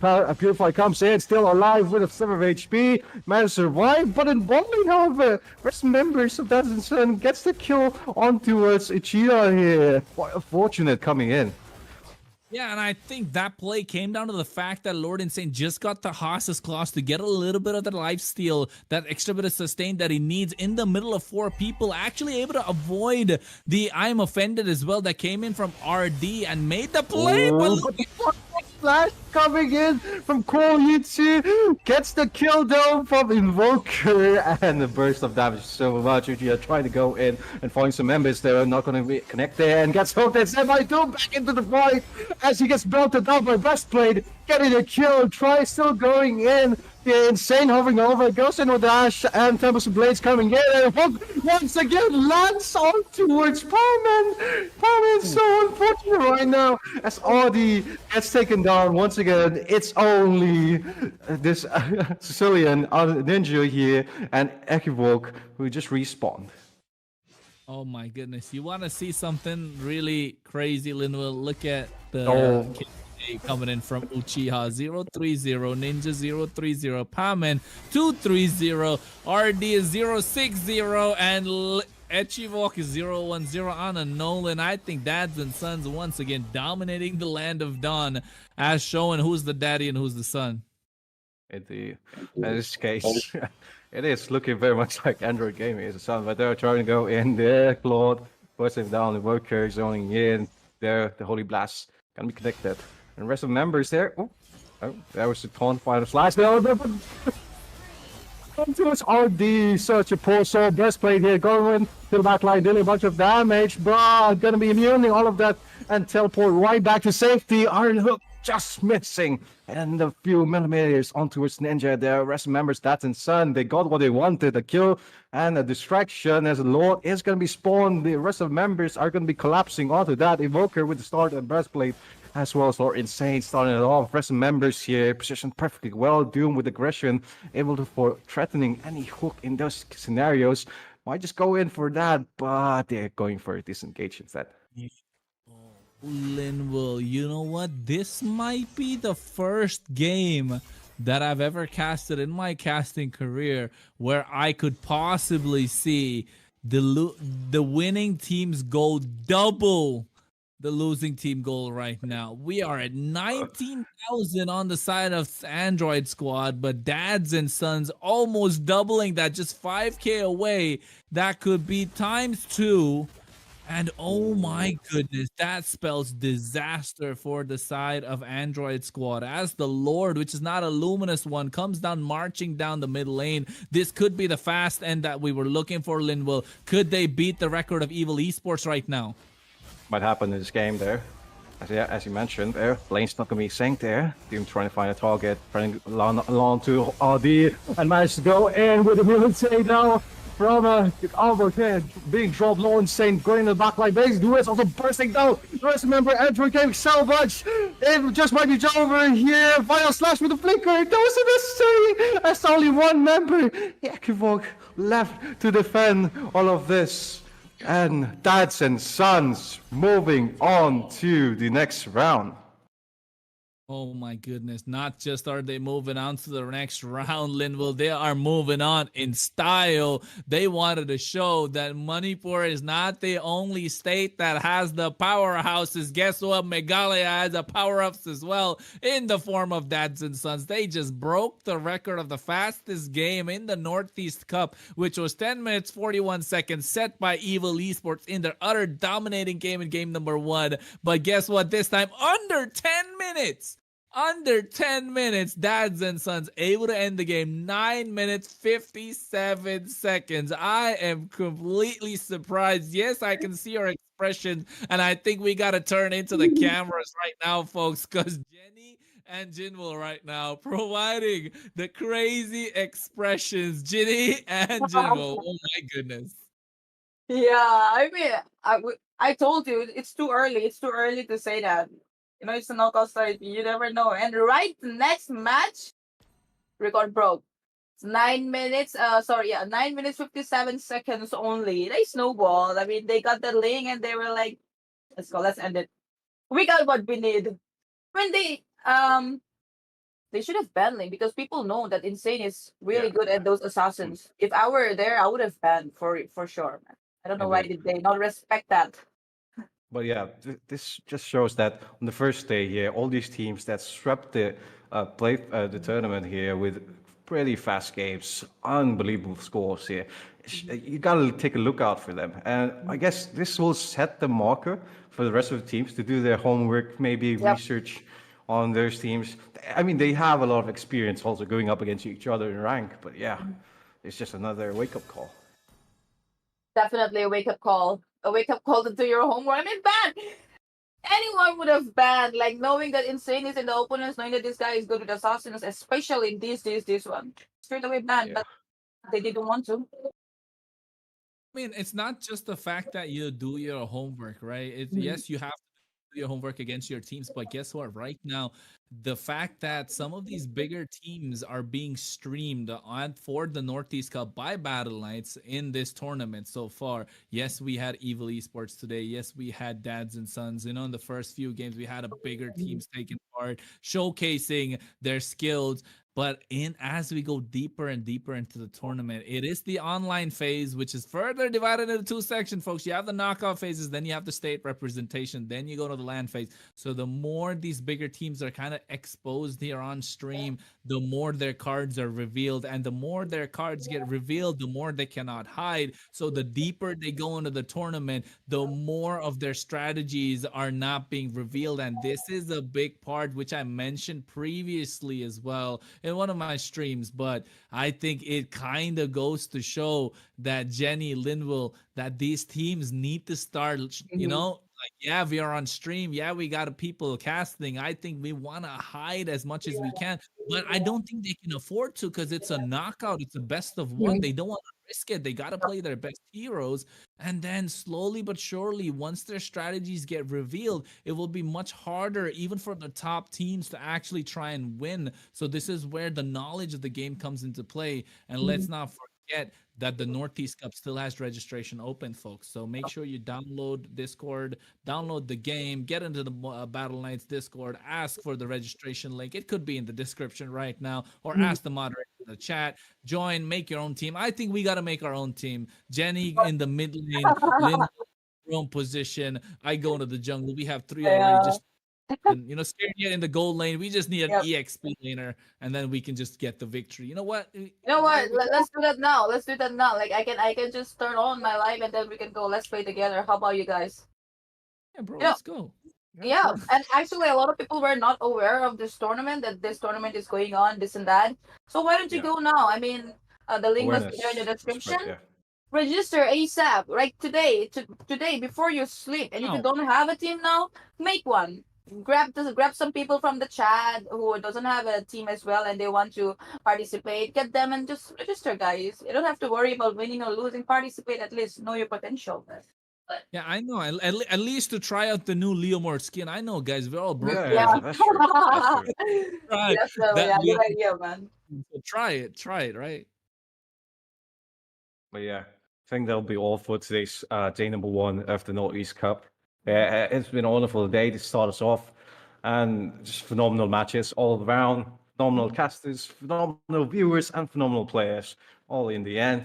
But yeah, I think yeah, we're probably going to round this up. Yeah, stay tuned for more games to come in the following days as well. A lot of great teams are going to be playing. Don't forget, this is just only a small portion of the huge teams that signed up and the huge teams that are in India overall. But yeah, good night, guys. Thanks for watching. And yep, hit the like, subscribe button, and then download the game, as Kronos said, in the Play Store.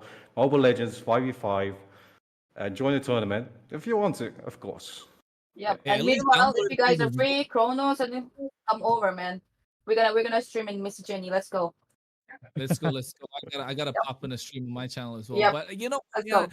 if you don't want to download for the tournament, guys, just download for the free rewards. I missed out on the collector skin, but that doesn't mean True, you true. have to. So just get Hey, your I'm epic. collecting, man. I I'm trying. forgot. I'm trying to get that Akai anniversary skin, man. It looks cute. Ooh, yeah. Yeah. Look, Yep. I think I missed yesterday. I don't know. I don't know if is it a daily thing? I didn't even know about that. Yep. You gotta collect gotta- daily, Yeah, man. You gotta collect It's daily. like a mix of everything, like stats and stuff, and like you have to level up stuff. It's like a mini games of some sorts, but yeah, if you want the skin, yeah, download the game from Play Store, Mobile Legends Uh, 5v5. Yeah, Downloaded the game anyway. I'll Stop help you, rubbing man. faces. I gotta get that. But guess what, folks? You gotta get it as well. And like we mentioned, this is day one of the Northeast Cup. We gotta say goodbye right now. Missy, Jenny, Linville, and Kronos will say good night and goodbye. But don't forget, stay tuned for tomorrow.